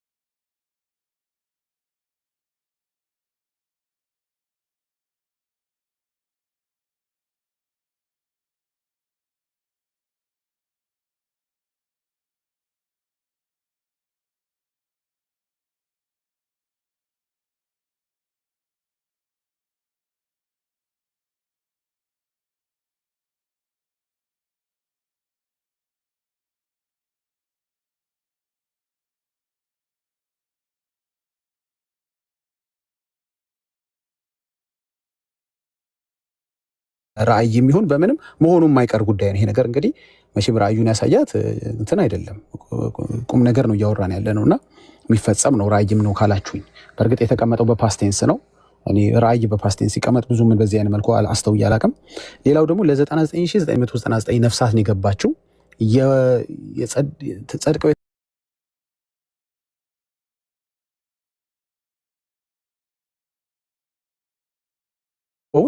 ግን እምነት ያላቸውን ሰዎች ነው ምታድነው ካሉ ደግሞ የሆነ ኃጢአተኛ ሰው ምልጃዋን ቢጠይቅ ምልጃዋን አይሰራለትም ወይ ለዛ ሰው ሚል ጥያቄ ደግሞ ይቅርታ በጣም ይቅርታ አንድ ነገር መጥቶብኝ ነው የዝር የገባው ይቅር በለኝ ምንድነው የሚለው ቃሉ አልኸኝ ፍጥረት ሁሉ ነው አይደል የሚለው እሺ ላንብበው አንድ ጊዜ በቃ እኮ አታንብልኝ ፍጥረት ሁሉ ነው አይደል የሚለው ነው ያልኩህ አሁን ነው መልሱ እንደዛ ነው ለፍጥረት ሁሉ አሁን ፍጥረት ሁሉ ሲባል ድንጋይም ፍጥረት ነው መቼም እንጨቱ ሌላም ፍጥረት ሲባል ሰይጣንም ፍጥረት ነው ፈጣሪ አይደለም ፍጥረት ሁሉ ሲባል በሚያበዛው ለመናገር ነው ስልህ መቀበል ያቃተህ 22ቱ ስለ ፍጥረት የምንላቸው በጠቅላላ ሰማዩ ምድሩ እንጨቱ አውላጡ ይወራ ማየረር ሰማዩ ዱድ ሰማያት ኢየሩሳሌም መንበረ መንግስት ጸራሪያ የምንላቸው ወደ ላይ ያሉ ሰማያት ወደታች ደግሞ ሰዓት ውሃ ምን እያለ ምን ዘረዝረው ይሄ ሁሉ ማለት ነው ፍጥረት ሁሉ አይደለም መቼም ሰው ነው እንደምትለው እርግጠኛ ነኝ ሰው ከሆነ ደግሞ ከሰው ወገን ብለን በሚያበዛው ለመናገር ነው ያልኩን መቀበል ምኑ እንደደከመህ ለመግለጽ ፈልጌ ነው ይቅርታ ቀጥል ሐሳብ አንድ አቋርጠው ነው ያሬድያ እሳቸው አቋርጠው እዚሁ ላይ ነው ፍጥረት የሚለውን ብቻ አንዴ ዳጊ ንባቡ ምንድነው የሚለው ንገረኝ ምን አልከኝ ንባቡ ምንድነው የሚለው ንባቡ እንደዚህ ነው የሚለው እርሷም እመቤታችን እግዝእትነ ማርያም እነዚህን ነፍሳት ዘላለም በገሃነመ እሳት ወርደው ሲቀሩስ እንኳ አንድ ጊዜ 7 ጊዜ ልሙት ብላ ሞታለች ኋላም ለፍጥረት ሁሉ መጽደቂያ ሆና ተገኝታለችና ስለዚህ ውህብት ስጥውት አላት ለፍጥረት ሁሉ መጽደቂያ ነው የሚለው አይደለ ለፍጥረት ሁሉ መጽደቂያ ነው የሚለው ፍጥረት ሁሉ ጸደቀ አይልም የሚለው ምንድነው ለፍጥረት ሁሉ መጽደቂያ ለምሳሌ እኛ ምን እናምናለን መሰለ ድንግል ማርያም ትውልድ ሁሉ ብጽዕት ይሉኛ ብላለች አይደል ፍጥረት ሁሉ ብጽዕት ይሏታል ብጽዕት የማይላት ሰው ያልጸደቀ ነው መጽደቂያ ያላገኘ መንገድ ለምን ቢባል ድንግል ማርያም ብጽዕት የሚላት ከሷ አምላክ ተወልዷ ብሎ የሚያምን ነው ለምሳሌ አይሁዶችን ሄደ ብጽዕት በሉ ብትላት አይሉም አይደል ምክንያቱም ከእርሱ አምላክ ተወልዷ ብሎ ስለማያምኑ ስለዚህ ድንግል ማርያም ለፍጥረት ሁሉ መጽደቂያ ናት ስንል ምን ማለታችን ነው ከእርሷ አምላክ ይወልዳልና የአምላክ እናት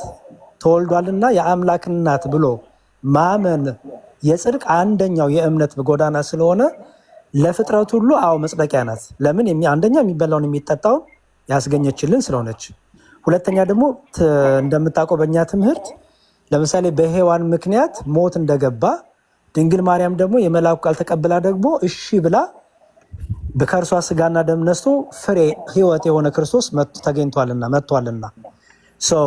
ሁለተኛ ደግሞ ድንግል ማርያምን ወላዲታ አምላክ ብሎ የሚያምን ሰው ከእርሷ የእግዚአብሔር ልጅ እግዚአብሔር የሆነ መወለዱን ያምናልና ይሄ ደግሞ የጽድቅ መንገድ ነውና ከዛ የተነሳ መጽደቂያ ነው እንጂ የሚለው ፍጥረት ሁሉ ጸደቀ አይልም። እሱንም ብታስተካክለው። እሺ ለዓለም ሁሉ አማላጅ ሆና ሞታለች ይላል። ተቀበለዋለህ? እሺ ይሄን ሲነገር ሞታ ነበር ድንግል ማርያም? አይ ራእይ ነው እኮ አልከኝ እኮ። አልሞተችም አይደል? እኔ እንጃ፣ አንተ ንገረኝ። አንተ መጽሐፍ አይደል ያሬዲ? እኮ እየተነጋገረች አልነበር እንዴ? እኮ ንገረኝ። ሞታ ነው ወይስ ገና ልትሞት ነው ማለት ነው? አይ አንተ ስታነበው ዳጊ እንደ ቅድም እኮ እኔማ ደምድሜ ስመጣ አንተ ደምድመ መተህ ነው አሉች። ብትጠይቅ ጥሩ ይሻላል ስላልከኝ እየጠየኩ ገባኝ እኮ። ስታነበው አንተ ንገረን። ገባህ? አደምድመው አሁን አብረን እያነበው ስታነበው ድንግል ማርያም ሞታለች ሲነገር ስትናገር ከልጇ ጋር እኔ እንጃ፣ ያንተ መጽሐፍ ስለሆነ አንተ ንገረኝ ያሬዲ። እሺ ቅድም አልሞተችም ብላል። አልሞተችም ብዬ ደግምልሃለሁ። አልሞተችም። እሺ ትሞታለች ማለት ነው። አማላጅ ለዓለም ሁሉ አማላጅ ሆና ትሞታለች ማለት ነው። ገና ካለ በጣም ጥሩ። መሞት የሚለው ምን ማለት ነው እኮ አልኩህ። አሁን አየኸው፣ አሁን ትሞታለች ሲል እዛ ሰዓት ላይ አልሞተችም ድንግል ማርያም አልሞተችም። ለምሳሌ እኮ አልኩህ እኛ ዲያቆናት፣ ካህናቱ፣ ክርስቲያኖች ሁሉ የተጠሩት ሳትሞት ነው ሞታለች የሚለው። ልጨርስልህ። ለምሳሌ እኔ ለዓለም ሞቻለሁ ካልኩ ምን ማለት ነው ዳጊ? ለዓለም ሞታል አንተ? እሺ ሶሪ አንሚዩት ለማድረግ እሺ ለዓለም ሞታል አንተ? ኦኬ ለዓለም ሞታ ሲባል ነፍስና ስጋ ተለይቷል ማለት ነው? አይደለም። ቤዛ ሆናል ማለት ነው? አይደለም። እንደ ክርስቶስ ሞታል ለዓለም ማለት ነው? አይደለም። እሺ ምን ማለት ነው ለዓለም ሞታል ሲባል? በቃ ከኃጢአት ተለይቼ ክርስቶስን ለብሻለሁ ማለት ነው። ኦኬ አንድ እሱ። ሌላ ደግሞ ወደ ቤተክርስቲያን ስለተጨመርክ ለደከሙት ደግሞ ብልቶች ደግሞ ታበረታል አይደል? በቃ ስለዚህ ድንግል ማርያም ለዓለም ሞታለች ሲባል አይ ለዓለም ሞታለች አይደለም የሚለው ያሬዲ ያላለው ነው እያልን ነው። ሁለታችን ለኔ እናንተ ያልከው የተጠቀምከው ቃል እዚህ ላይ ከተጻፈው ይለያል። ለኔ እናንተ ልክ ነህ ያልከው ቃል ለዓለም ሁለታችንም እኔም አንተን ሞተን ሊሆን ይችላል። ያንተን ባላቅም በእርግጠኝነት እዚህ ገላገ የሚለው ለዓለም ሞታለች ሳይሆን የሚለው ለዓለም ሁሉ አማላጅ ሆና ሞታለች ነው የሚለው። እኮ አማላጅ ሆና ማርያም ሞታለች። ላሳይ እኮ ነው። አየው ሞቷን ከምን ጋር ያገናኘው? ከምልጃ ጋር። ኦኬ ምልጃ ማለት ልመና ማለት ነው አይደል? ስለዚህ ለዓለም ሞታለች በምልጃዋ ነው የሚለው። አስተውል። ለምሳሌ እኔ እናንተ ለዓለም የሞት ነው በምንድን ነው አልን ቅድም? አንደኛ ከዓለምን ትተን ክርስቶስን ስለያዝን፣ ሁለተኛ ደግሞ ይህን አልጫውን ዓለም በምን በወንጌል በጸሎት በትምህርት የምናጣፈጥ አይደለም?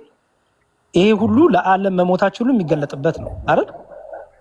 ስለዚህ ድንግል ማርያም በምልጃዋ ነው ስፔሲፊክ ላይ እዛ ጋር እንደሚል በምልጃዋ ለዓለም ሁሉ መታለች ማለት ነው። አዎ ምልጃዋ ለእኛ ሁሉ ይሰራል። ላመነበት ለተቀበለበት ቃል ኪዳኗ ምልጃዋ ለሁላችንም ይሰራል። አይሰራም ላለ ሰው አይጠቅመውም። ለእኛ ግን ይጠቅመናል። በምልጃዋ እንጠቀማለን። ምልጃዋ ለዓለም ሁሉ ለፍጥረት ሁሉ ነው ለማለት ነው። ኦኬ እሺ፣ እንደዛ ከሆነ ያሬዲ እዚህ ጋር አንድ ጊዜ አይደለም 7 ጊዜ ልሙት ብላ ሞታለች ይላል። ወደፊት ነው የምትሞተው? አንድ ጊዜ ሳይሆን 7 ጊዜ የምትሞተው አይደለም። እዚህ ጋር ፍቃዷን ነው የሚያሳየው። ሲያሳያት ነፍሳት እንዲድኑ ያላትን ፍቅር፣ ነፍሳት እንዲድኑ ያላትን ዓላማ ለማሳየት ርኅራኄዋን አዛኝቷን ለማሳየት እንደዛ ከሆነማ ደጋግሜ ልሙት፣ እኔ በመሞቴ ከሆነ ነፍሳት የሚድኑት ደጋግሜ ልሙት ማለቷ ነው። 7 ብላ ሞተች ወይስ ትሞታለች? አንዴ ስማኝ ዳጊ። አይ ኮንቨርሴሽን አድርገው ብዬ ነው አጠራጣር እንዲል ብዬ። እየሰማኸኝ ነው? ችግር የለውም እኮ። ለምሳሌ 7 ጊዜ እኮ ማነው የሞተ የለም አለ እንዴ? 7 ያው ታውቃለህ ፍጹም ቁጥር ነው። ለምሳሌ ወንድሜ ይበድለኝ ስንት ጊዜ ይቅር ልበለው ሲል 7 ጊዜ 7 1 2 3 4 5 6 7 ማለት አይደለም። ፍጹም የሆነ ይቅርታ አድርግለት ማለት ነው። ስለዚህ እነዚህ ፍጥረት ሁሉ በሲኦል ሲሰቃዩ ስታይ እምትምርልኝ ከሆነማ አዎ ፍቅር እንትኗን ይሄ ፍቅሯን ከሲኦል ነፍሳት እንዲወጡ ከሲኦል ነፍሳት እንዲድኑ ያላትን ፍቅር ርኅራኄ ያዘኝነቷን በዚህ መግለጧ ነው። ይሄ እኮ ነው የኛ ረዳድ እንጂ 7 ጊዜ ድንግል ማርያም 1 2 3 4 5 6 7 ጊዜ እየተነሳች የሞተች አላልንም። እንደዛ የሚልም ትምህርት የለንም። ኦኬ እሺ እዚህ ጋር ባይሆን ከሆነ ትምህርት ጋር ተጋጨሽ እንዳይቀየርብን 7 ጊዜ ሞት የለም አልከኝ። ችግር የለውም። አንተ ሌላ ጊዜ ስናወራ እናነሳዋለን። እሱ ደግሞ ሌላ ነው። እሱ ምን ይባላል መሰለህ? ሰማዕትነት ይባላል እኮ። የሞት አትበለኝ የለኝም አትበለኝ። አይ በስለ ሰማዕትነት አላወራንማ እዚህ ጋር። ኦኬ እሺ። የሞተ ግን በስጋ በማያምኑ ሰዎች መፈጨት፣ መቆረጥ፣ ወደ እሳት መቃጠል፣ ወደ እንትን ምናምን እሱ አይደለም።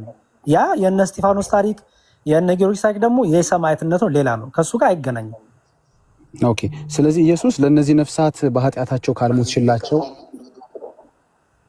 ዳጌ ትቀጥላለህ። አንዴ ብቻ አካሄዱ ትንሽ በዚህ አያያዛችን ምን ጨርሰው አልመሰለኝም እና እኔ ጥያቄህን በአንድ ያቅርብና ከዛ መልሰንልህ እኛም ጥያቄ ስላለን እዚህ ፖይንት ላይም ሌላ ላይም እንደዛ ብንቀጥል የተሻለ ይመስለኛል። ያጠቃልና እኔ ጋር ለሊት ስለሆነ ዳጊ የመጨረሻውን ጥያቄ እንጠይቅና እንጨርስ። አይ ጥያቄ ዋናው ጥያቄ ምን መሰለህ? እሳቸው መልሰውልኛል። ሃይማኖት ያላቸው ምግባር የሌላቸው ሰዎች ለሌላቸው በምልጃዋ ታድናለች ብለዋል። አንተም በዚህ ትስማማላለህ ያሬድ? ለምሳሌ አንድ ነገር ልጠይቅ ዳጊ፣ ልመልስልህ ይሄንን መልስ። ለምሳሌ ቆሮንቶስ ላይ ምን ይላል ቅዱስ ጳውሎስ? የደከሙ ብልቶችን በሚበዛ ክብር እናከብራቸዋለን ይላል አይደል? አንድ ብልት ቢሰቃይ ብልቶቹ አብሮ ይሰቃያል ይላል አይደል? አዎ። እሺ አንድ ብልት ቢደክም በኃጢአት ለምሳሌ ክርስቲያን ነው፣ በኃጢአት ቢደክም ሌሎቹ ደግሞ ስለሱ ይጸልዩ፣ ይሄ አብሮ ስራ ፈቶ ቁጭ ይላል ማለት ነው ወይስ አብሮ ይተጋል ማለት ነው? እኔ የማውቃቸው ቅዱሳኖች ያው ሲኦል የሉም። ገባ? ስለዚህ አያለቅሱም። ስለሱ አልጠየኩም። ቆሮንቶስን የጠየኩ ቆሮንቶስ ላይ ያሉት ቅዱሳኖች የኔ ቅዱሳኖች ሲኦል ስለሌለው አያለቅሱም። እሱን አልጠየኩም ዳጊ። ኧረ እባክህ ፖዚቲቭ ሆነ መልስ። እሺቱን ነው የምትለኝ አይደል? ያልገባኝም እኮ። ኦኬ ጥያቄውን ልድገምልህ። ኦኬ ለምሳሌ አንዱ ብልት ቢደክም ብልቶች ሁሉ አብረው ይሰቃያሉ፣ አብረው ከዛ ብልት ጋር ይደክማሉ ይላል አይደለ ቅዱስ ጳውሎስ? በአጸደ ስጋ ያሉ ከሆኑ አዎ ችግር የለውም። እኔ አሁን መድከም የምትለውን ኮንሰፕት ነው የምፈልገው። ያ ብልት ሲደክም ሌላዎቹ ሲያግዙት ይሄኛው ስራ ፈቶ ቁጭ ይላል። በቃ እነሱ ስላገዙኝ ብለው ቁጭ ቢል ይድናል። ከጥያቄ ጋር ምንድን ነው የሚያገናኘው? ኧረ እባክህ መልስልኝ ዳጊታው አይልም። እሺ ሁለቱም ብልት ይጸልያሉ፣ አንዱ ስለ አንዱ ይጸልያል። እሺ በጣም ጥሩ። ስለዚህ ሌሎቹ ይጸልዩልኛል ብለው ቁጭ ቢል አይድንም ማለት ነው። ቁጭ ማለት አዎ ማለት የለበትም። እኔ እንጃ እንደሆነ አልገባኝም፣ ግን አንዱ ስለ አንዱ መጸለይ እንዳለበት ይናገራል። አዎ እኔ አንዱ ስለ አንዱ ስለ መጸለይ ነው የጠየኩህ። ስለደከመው ብልት እነዛ ብርቶቹ አብረው ሲደክሙ ይሄ ደከመው ብልት እነሱ የሚደክም ሰው ስላገኘ ስለሱ የሚጸልዩለት ስላገኘ ብለው ምንም ነገር ባያደርግ በጸሎት ባይተጋ በንስሐ ባይመለስ ይድናል? አይ መትጋት አለበት እሱ። በቃ ጥሩ። ስለዚህ በአጭሩ ያንተን መለስኩልህ። የኔን መልስልኝ ያሬድ። ልመልስልህ ከአውድ ውጭ ቢሆንም ጥያቄን አንዴ ልድገመው ከይቅርታ ጋር።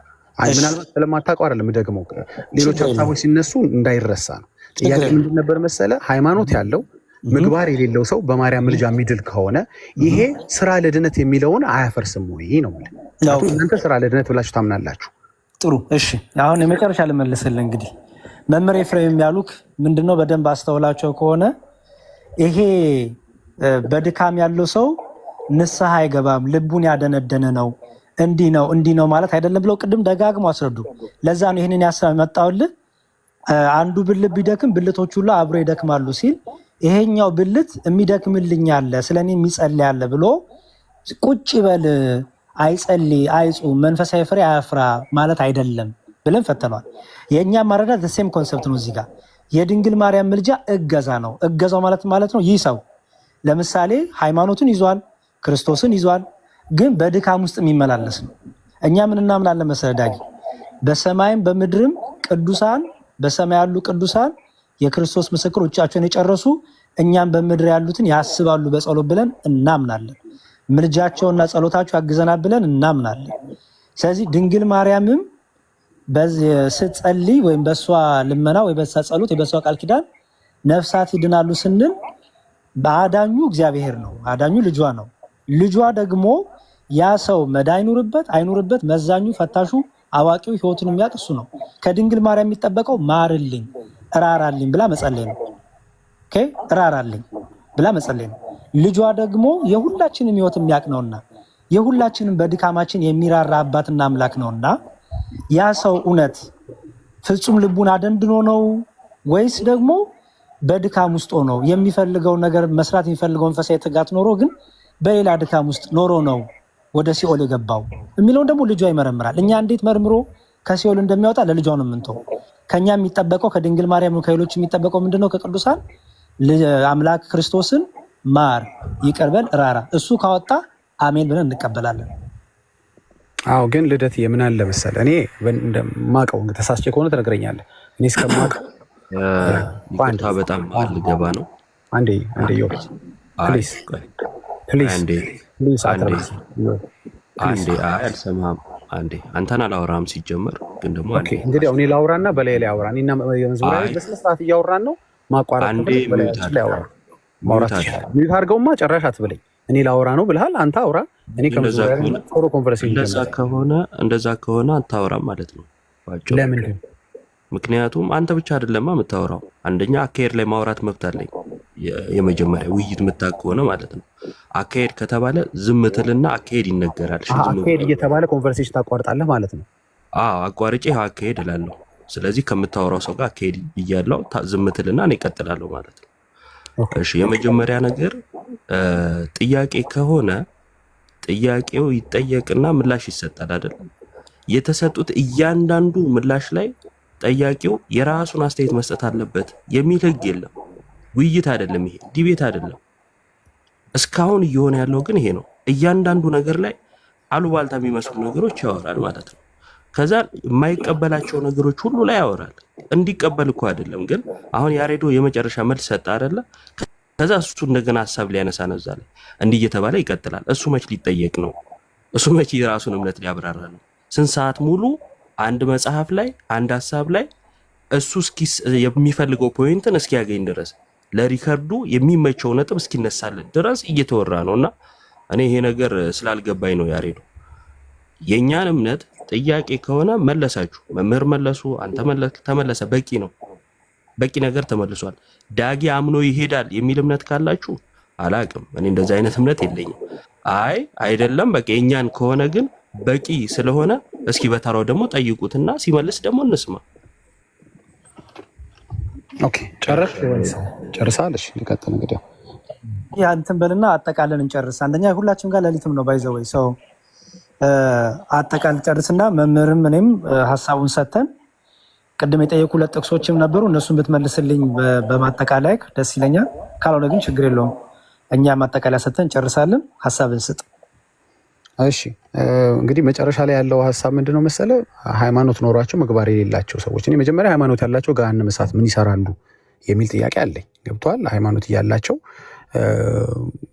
እዛ ቦታቸው እዛ ይሆናል ብዬ አላሰብም። እሺ ቦታቸው እዛ ሆነ ስታወጣ ከ99999 ውስጥ ስታወጣ ሃይማኖት ያላቸውን ነው ያወጣቸው የሚለው መረጃ እፈልጋለሁ። አሁን ቅድም እሳቸው ሲናገሩ ማብራሪያ መጽሐፍ አለው ሲሉኝ ነበር። አንድ ማብራሪያ መጽሐፍ ቢያሳዩ፣ እኔ መቼም መረጃ እያሳየው ነው ያወራሁትና አንዳችሁ ይሄ በዚህ ማብራሪያ መሰረት ከ99 ውስጥ የወጡት ሃይማኖት ያላቸው ናቸው፣ ሃይማኖት የሌላቸውን አላወጣቻቸውም ወይም አልማለደችላቸውም። ያው አውጪው ኢየሱስ ነው በሚለው ስለምታምኑ እኛ እናምንም፣ እርግጥ እናንተ ስለምታምኑ እንደሱ ከሆነ ሲያወጣ የማረላት ሃይማኖት ያላቸውን ብቻ መርጦ ነው ወይ? እኔ እንደውም አንዳንድ ቤቴ ስቀልድ አይዲ እያዩ ነው ወይ እያሳዩ ነው ወይ የሚወጡት እላለሁ። እና በምን ሃው ዱ ዩ አይደንቲፋይ እነዛ ሰዎች እንደወጡ እናንተ እንደ ዲያቆን እንደ መምህር በምን አወቃችሁ የወጡት ሰዎች ሃይማኖት ያላቸው መሆኑን? ወይ መረጃ ወይ መጽሐፍ ካለ ብታሳዩኝ። ስታወጣ እንዲህ ነው የምታወጣው። ይሄ እዚህ ነገረ ማርያም ላይ ያለውን ማለት ነው ብታሳዩኝ ደስ ይለኝ። መረጃ ከሌለ ግን ለፍጥረት ሁሉ የሚለውን ማመን እንገደዳለን ማለት ነው። አይመስልም ያሬድ? በቃ ጥሩሽ ማጠቃለያ እንስጥህና በቃ ሚውት አድርገህ አዳምጠና እንጨርስ።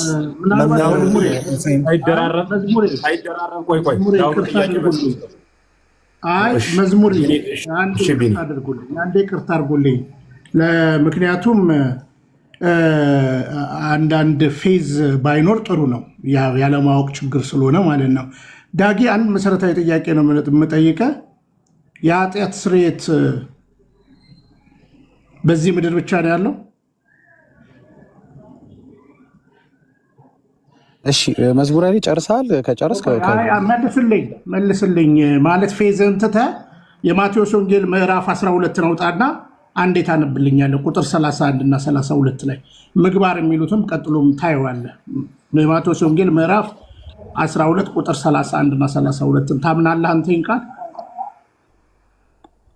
እሺ ማቴዎስ አይደለ አሳዩኝ ብለሃል አይደለ? አሳዩኝ ስላልክ አንድ ጥያቄ ማቴዎስ 12 አዎ እናንተ ቤት ዲያቆንና መምህር እንደምታከብሩ አቅ ነበርና አክብራችሁ ቢጨርሱ መቀጠል ከፈለክ ቀጥል ማለት ቤቴ ምናምን ረጋ ብለህ አውጣና አንብበው። እሺ እኔ እኮ አላቋረጥኩ፣ አንተን አቋረጥካቸው። ፌዝ በጣም ተስናለኝ። ፌዝ ላይ ደግሞ አልወድም በዚህ እድሜ። አሁን አውጣና እናንብብ። ፌዝ ጥሩ ነው፣ እንግሊዘኛው ከሆነ እኔ ይመለከተኛል። እሺ ማቴዎስ 12:31 ስለዚህ እላችኋለሁ ኃጢአትና ስድብ ሁሉ ለሰዎች ይሰረይላቸዋል፣ ነገር ግን መንፈስ ቅዱስን ለሰደበ አይሰረይለትም።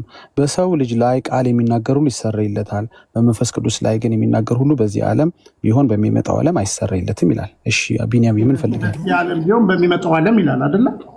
አዎ ስለዚህ የኃጢአት ስርየት በዚህ ዓለምና በሚመጣው ዓለምም ብሎ ተናግሯል አይደል? አይሰረይም እያለን የተናገረው እንጂ ይሰረያል የሚል በሚመጣው ዓለም የለም። ይኸው ከላይ አንብቦ ኃጢአት በሚመጣው ዓለም ይሰረያል አለ ወይስ አይሰረይም ማለት? 31 ቁጥር 31 ነው። ስለዚህ ሌላ እንትና ጥሩ የነበረው መንፈስ ለሚታ በዚህ እኮ ነው ቅድም የአባታችንን ነገር ስታጣጣል ነው። ምንም ያጣጣልኩት ነገር የለም ወንድማችን። ማወያየት ከፈለክ ይኸው ቀጥል። ስለዚህ እላችኋለሁ ሞክ ማድረጉን ትተኸው አሁን ከያድርግ የነበረን አይነት አንተ ነህ እኮ እያደረክ የነበርከው እኮ። በጣም ያሳዝነኝ እዛ ነው። እኒያቱት ስለሆኑ እነሱ ሌላ ነው። ይኸው ቀጥል። የለም ስላልከኝ ላሳይክ። ይኸው የሚሰረይ የለም ስላልከኝ ቀጥል። እና ከነሱ ትህትና ተምረህ የሞክ እያረከኝ ነው። አልገባኝ። ትህትና ከነሱ ከተማርክ አንተም እኔ አሁን ክፉ አንነጋገር። ምን የፈለከው ማውራት ከፈለክ ክፍሉን ከፍቼዋለሁ፣ እያነበብኩት ነው። ሞክ አታውቅም። በቃ እኔ ማናቸውን ሁለቱንም ሞክ አላደረኩኝ። በስነ ስርዓት ነው ያዋራችሁ እንጂ ጥንት ያበቃ ነበር። አንተ ቤቴ ምናምን ከልጆቼ ጋር ምናምን እያልክ እንዲህ አይነት ፌዝ እየተባለ ኧረ አልተባለም። እባክህ ያልተባለ ነገር ቢኒ አታውራኝ። ልጆቼ የሚል ቃል አላልክም። አሁን ቤቴ ልጆቼ የሚል ቃል ቤቴ አልኩ እንጂ እኔ ልጆቼ የሚል ነገር አላወራሁኝም ወንድሜ። እባክህ ተረጋጋ። አሁን የሚጠቅመውን እናውራ። ከስር ላሉ ሰዎች የሚጠቅም ነገር እናውራ። የሚጠቅመውን ነው እያወራሁልህ ያለው። እሺ ማቴዎስ 12:31 ስለዚህ እላችኋለሁ ኃጢአትና ስድብ ሁሉ ለሰዎች ይሰረይላቸዋል አለ እንጂ በሚመጣው ዓለም ይሰረይላቸዋል አለ። ረጋ በል። ኃጢአትና ስድብ ለሰዎች ይሰረይላቸዋል ይላል አይደል? ቀጥል። አዎ እንጂ በሚመጣው ዓለም የሚል ነገር የለም። ነገር ግን እሺ እንዴ እንቀጥልልህ። ነገር ግን መንፈስ ቅዱስን ለሰደበ አይሰረይለትም። እሺ ቁጥር 31 አለቀ። 32 ደግሞ እንቀጥል። በሰው ልጅ ላይ ቃል የሚናገር ሁሉ ይሰረይለታል፣ በመንፈስ ቅዱስ ላይ የሚናገር ሁሉ በዚህ ዓለም ቢሆን በሚመጣው ዓለም አይሰረይለትም ይላል። እሺ ሁለት ቦታ አይናገርም። በዚህ ዓለምና በሚመጣው ዓለም አይሰረይለትም አይልም እኮ። ልክ ነው። አይሰረይልህ ይሰረይልሃል እኮ ያላገው የምትመስለው አንተ ስታወራ። ሰው ሲሰማ እዛ ይቅርታ ያለ አድርገህ ነው የምታወራው። ገብቻለሁ አላልክም እንደ ቅድም? ይሄው በሚመጣው ዓለም በዚህ ዓለም ቢሆን ይሰረያል አለ ሆይ? በሚቀጥለው ዓለም አሁንም ቢሆን ደግሜ እነግርሃለሁ መጽሐፉ እንደሚለው ኃጢአት አይሰረይም በሚመጣው ዓለም። መሰረይ ካለ ደግሞ አለ የምትል ከሆነ ደግሞ ልንገርህ፣ ያንተን ልቀበልና አለ የምትል ከሆነ ሰዎች በቃ እንደልባቸው ይኑሩ። መሰረይ ስላለ ኃጢአት ይግባኝ ስላለ ቢንዬ ብናጠቃልልና በእኛ ሀሳብ ብንሰጥበት እሱ ጨርሶ ጥሩ ነው። እንደዛ ብናደርግ ጥሩ ነው። ምንም አንደኛ ኦፍኮርስ ዳጊ አይቀበልም ምንም ቢባል ሰው ይቀበላል ብለንም አይደለም፣ ግን አትሊስት ትምህርታችን እንንገረው ብለን ነው። መምህር ኤፍሬም ማጠቃለያ ሀሳብ ይስጡና እኔም ማጠቃለያ ሰጥቼ ከዳጊ ጋር እንጨርሳለን። በሌላ ቀን እንገናኛለን። ኦኬ እኔስ ማጠቃለያ አልሰጥም። አንድ ደቂቃ ብቻ ነው ማጠቃለያ የምሰጠው። እኔ አልሰጥም። መምህር ይቅርታ ማልሰጥ ከሆነ ያው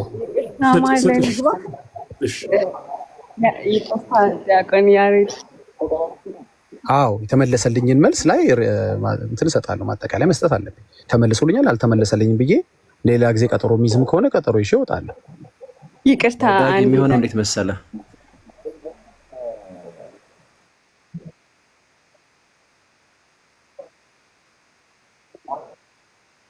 እና ከዛ ጥያቄ እንጠይቃለን። ደግሞ አንተን እዚያው ፖይንት ላይ ጥያቄ እንጠይቃለን። መልስ ላይ እኮ ማጠቃለያ የለም። እንደሱማ ካላችሁ መልስ ላይ ማጠቃለያ መልስ ነው። መልስ ላይ ያው ለጠየቅ አይደለ መላሾቹ ባለእምነቶች ሆኖ ማጠቃለያ እንደውም ሰው አጠቃላይ ሐሳብ የመስጠት መብት አላቸው። አንተ ግን ጠያቂና ተመልሶልሃል። በቃ ከተመለሰ ማጠቃለያ ያስፈልግም ማለት ነው። የምታጠቃልለው ነገር ካለ ቤት ሄደ ልታጠቃልል ትችላለህ። አሁን ላጠቃልል ያላችሁት እኮ ከመምህር በኋላ እናንተ የምታጠቃልሉ ከሆነ ጥያቄና መልስ ላይ ማጠቃለያ ካለ አቤት መምህር አጠቃላዩን እንዲሁም ትተነዋል። ይጠይቁ ልጆች የእነሱ ጥያቄ ስላላቸው ቆይ መጀመር እነሱ ጠይቁ። እነ ተሙም እነ ክርስቶፎርም እነ ዮባም ጥያቄ ስለሚኖራቸው ይጠይቁ። ቤታችን ስለሆነ ኋላ ማጠቃለያ እኛ እንሰጣለን። ጠይቁት ግዴ እነሱ ጥሩ ሪተር ከጴንጤዎች ላይ አንሺ። ለምንድን ነው ሚዩት የምትደረገው? ማን ያደረገ? እሺ ዳጊዬ ጥያቄ ጠይቃል። ዳጊ ቅድም ጠይቆት የነበረውን ጥያቄ መልሱ። ይቅርታ ኑሐሚን ሁለት ጥያቄ እንዳለኝ ታውቂያለሽ። ለአንቺም ጥያቄ አለኝ፣ ለመዝሙር ያሬድም ጥያቄ አለኝ ብዬ ነው የገባሁት። ለአንቺ አልጠየቅኩኝም ታውቂያለሽ። አንቺም እሺ መጨረሻ የጨርሱና ጠይቀኛለህ ብለሽኝ ነበር። አሁን መጠየቅ እችላለሁ? አይ ትጠይቀኛለህ፣ ችግር የለውም። ወደ ሌላ ሀሳብ ጭቅጭቅ ውስጥ ስለገባችሁ ነው ያኛው ጥያቄ አብሮ ቢመለስ ብዬ ስላሰብኩኝ ምናልባት የብዙዎች ጥያቄ ሊሆን የትኛው አሁን አንተ የጠየቀው ቢኒያም ሌላ ሀሳብ ከማምጣት የቢኒን እንጨርሰው። እሺ ደስ ይለኛል። ኖ መጀመሪያ ከቢኒ ጥያቄ በፊት አንተ የጠየቀው ጥያቄ ነበርና በዛው አብሮ እንዲመለስ ነው። እሺ እኔ ሚውት ላድርጋ ይመልሱና ከዛ እነሱ ሲጨርሱ አንቺን ጠይቄሽ እወጣለሁ። ነዋዬ ትንሽ ሀሳብ መስጠት እችላለሁ? እህት አለምዬ ማንንም ጥቅልል ሊደረግና አሁን በቃ መምህርም እኔም በቃ ማጠቃለያ አንሰጥም፣ ጨረስን። ዳጊ ፍቃደኛ ከሆነ ጥያቄ የተቀበላቸው ወንድሞቻችንን፣ አይ ፍቃደኛ አይደለሁም ካልክ ደግሞ ምንም ችግር የለውም፣ በሌላ ቀን እንገናኛለን። እንደዛ ቢሆን ያለበለዚያ በቃ ዝም ብለን መክረማችን ነው እዚህ። እሺ ልደቴ፣ እኔም አንተም ጋር ያው ሰዓታችን ተቀራራቢ ነው፣ ተመሳሳይ ነው። እኔ ጋር 110 ሆኗል፣ አንተ ጋር አይ ቲንክ 310 መሰለኝ። ጥያቄ በቀበል ሞክራለሁ፣ ግን ለኑሐሚን አንድ ጥያቄ ላቅርብና ምክንያቱም እኔ ብቻዬን 4-5 ሰው እያወራሁ ነው ያለሁት። በቀበልም ችግር የለም፣ ግን ኑሐሚንን አሁን በጠይቅሽ ደስ ይለኛል፣ ምክንያቱም በመሀል እንዳይረሳና እንትን እንዳይል። እሺ ወይ በሌላ ቀን ጠይቃት ዳግዬ፣ በጣም ሌሊት ስለሆነ ወይ በሌላ ቀን ጠይቃት እሷን እኮ። የኔ ጥያቄማ ያው መጀመሪያም ይሄን ሁላ ሰዓት የጠበቅኩት አንተና እሷን ለመጠየቅ ነው። አንተን ጠይቄያለሁ። ቴንኪው መልሰልኝ። ጥያቄ እኮ ስላለኝ ዲያቆን ያሬድዬ፣ እኔም ጥያቄ ስላለኝ እናንተ ዛሬ ቤቶቹ ምን ሆነዋል? እነሱ እናንተም ጠይቁ። እኔም እንዴ ኧረ ኢዮብ አሁን ገና ነው። አንተ 4 ገብተሃል፣ እኔ ገና አሁን መግባቴ ነው። እነሱ አንተን ወክሎ ስለነበረ ማውራት አይጠበቅብም ነው። ሀሳብ ነው እኮ እየሰጠ ያለሁት እኔ። ዞሮ ዞሮ እስካሁን ድረስ ይጠየቅ ነበረ። ስንት ሰዓት ሙሉ ተጠይቋል። እኛ ብቻ እኔ ብቻ አይደለም እናንተ ጠይቁት፣ እኔም ልጠይቅ እኮ ነበር ያሉት። አሁን ለዳጊ ጥያቄ ያላቸው ሰዎች ያቀርባሉ። አልጠየቅም ካለ መውረድ እንጂ ያለበት ቁጭ ብሎ እዚህ ሌላ ወሬ ማውራት አይጠበቅበትም እኮ። እኔም መጠየቅ እችላለሁ ወይስ እሱ ብቻ ነው የምጠይቀው? ተቀበል፣ የምጠይቁ ጠይቁት። እሺ እንደሱ ይልኩ ዳጊ ጠይቃት፣ እኔም ልጠይቅ ነው። ክርስቶፎር ሀሳብ አምጥቷል። እውነቱን ነው ማለት ጠየቅና ማንጠይቅ ከሆነ እዚህ ምንም ማለት ዳጊ ችግር አትሰማም። ችግር እሱ ነው። መምህር ማውራት ከፈለጉ ንገሩኝ፣ ሚውት አደርግልዎታል። ክርስቶፎር ዳጊን ይጠይቃል። ኤፍሬም ኢዮባን እኔ ኤፍሬምን ለመጠየቅ እኮ ነው የገባሁት። መጀመሪያም ኑሐሚን አስፈቅጄ ኤፍሬምን ለመጠየቅ ነበር የገባሁት። ለዛ ነው እስካሁንም የተቀመጥኩት። እንደው በመሀል አንዳንድ የዳጊ አካሄድ ስላልተመቸኝ ነው እንጂ ኤፊ ፈቃደኛ ካልሆነ እኔ መውረድ እችላለሁ። ኤፊ አንተን ለጠየቅ ነው የገባሁት። አትውረድ ቢኒ፣ እኔ ስለምቀድም ብቻ እኔ ጥያቄን ልጨርስ፣ ከዛ የሚጠይቀኝ ሰው ካለ ጨርሱ። ቢኒ እኔ አለው፣ ችግር የለውም እኔ አለው። እሺ ኑሐሚን ይሰማሻል ድምጼ? አረ ወዴት እኔ ልጠይቅ እንጂ ዳጊ። እሺ ወዳጅ ትጠይቀኛለህ፣ ችግር የለም። ለአንተ ደግሞ አንድ ድል እሰጥሃለሁ። ምናልባት ተሜም አሁን ይኸውልህ ምን መሰለህ፣ አንዴ ልጠይቃት ወዳጅ። በጣም ረጅም ከኑሐሚን ጋር ልታወሩ ነው። አጭር ጥያቄ ነው የምጠይቀው። አንድ ጥያቄ እና ከዛ ልናወራ ሳይሆን ጥያቄ አለኝ ብዬ ነው የገባሁት። ከድሮ አሁን አይደል ያመጣሁት አይዲያ አይደለም። ረጅም ሰዓት የጠበቁት ቀኑን ሙሉ እኮ በቃ ስጠይቅ ነው ያልኩት። ኑሐሚንን በታትና ዳጊ አንዳንዴ ቀኑን ሙሉ ነው የጠበቁት።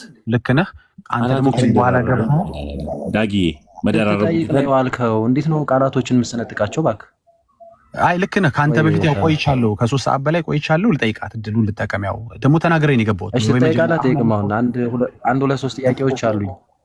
እስቲ ጠይቀኛለህ፣ ምንም ችግር የለም። አንዴ ልጠይቃትና አንዴ ታገሰን ማለት ነው። ስለዚህ ልቀጥላ ቀድሜህ ስለምቀድምህ አንዴ ቆይ፣ ስለምቀድምህ ልጨርስ። ልጠይቅ ወንድም። ይሄ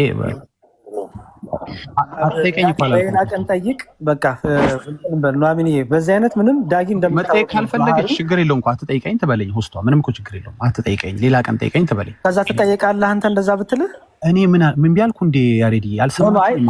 ኮንፈርም አድርግላቸው ጥያቄ ተቀበለ። አዎ ጠይቀኝ፣ ግን እኔ ስለምቀድም ቀድሜ ልጠይቅ አልኩ እኮ ያሬዲ።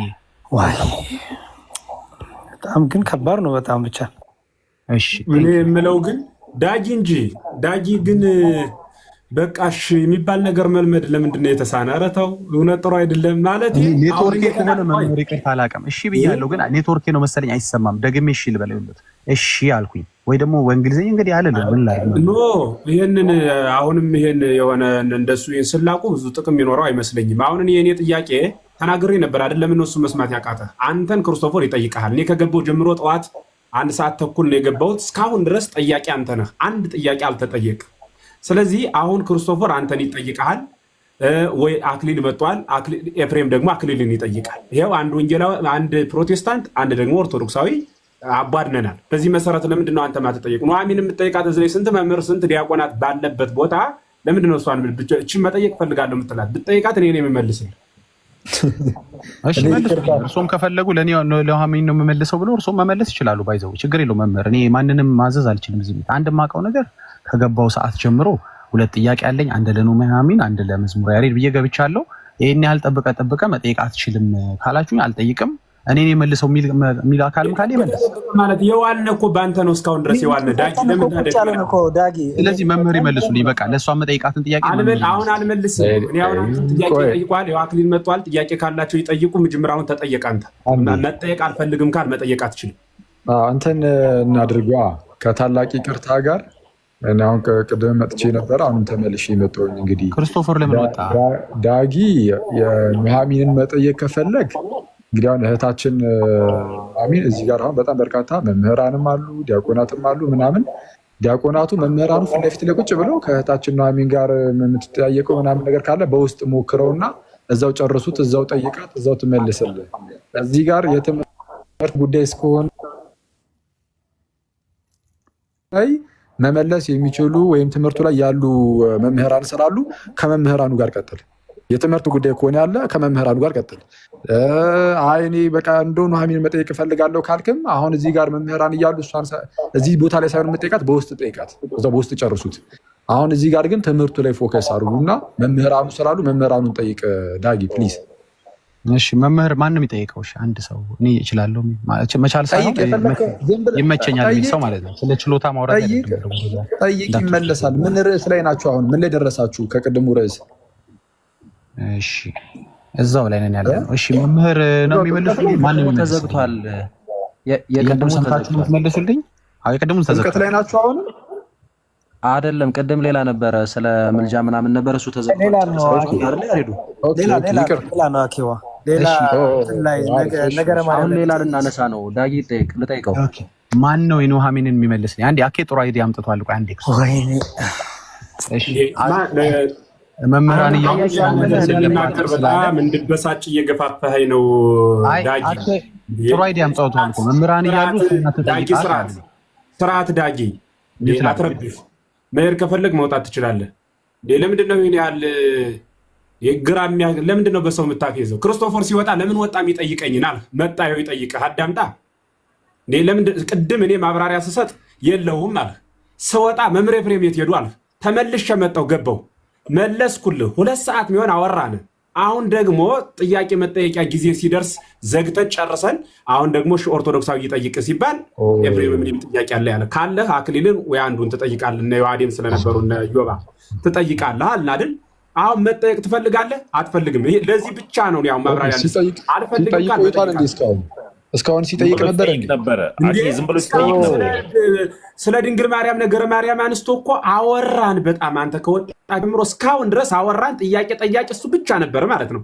አሁን ደግሞ ይጠይቃል አለ ሞንቱን ብሏል እኮ መምህር። ማነው ጠያቂው? በቃ ክርስቶፎር ጠያቂ ከሆንክ ቀጥል። ወደ ክርስቶፎር ጥያቄ ልጠይቀው። እሺ ቀጥል። አይ ቆይ ክርስቶፎር እስኳ አትጠይቀኝ።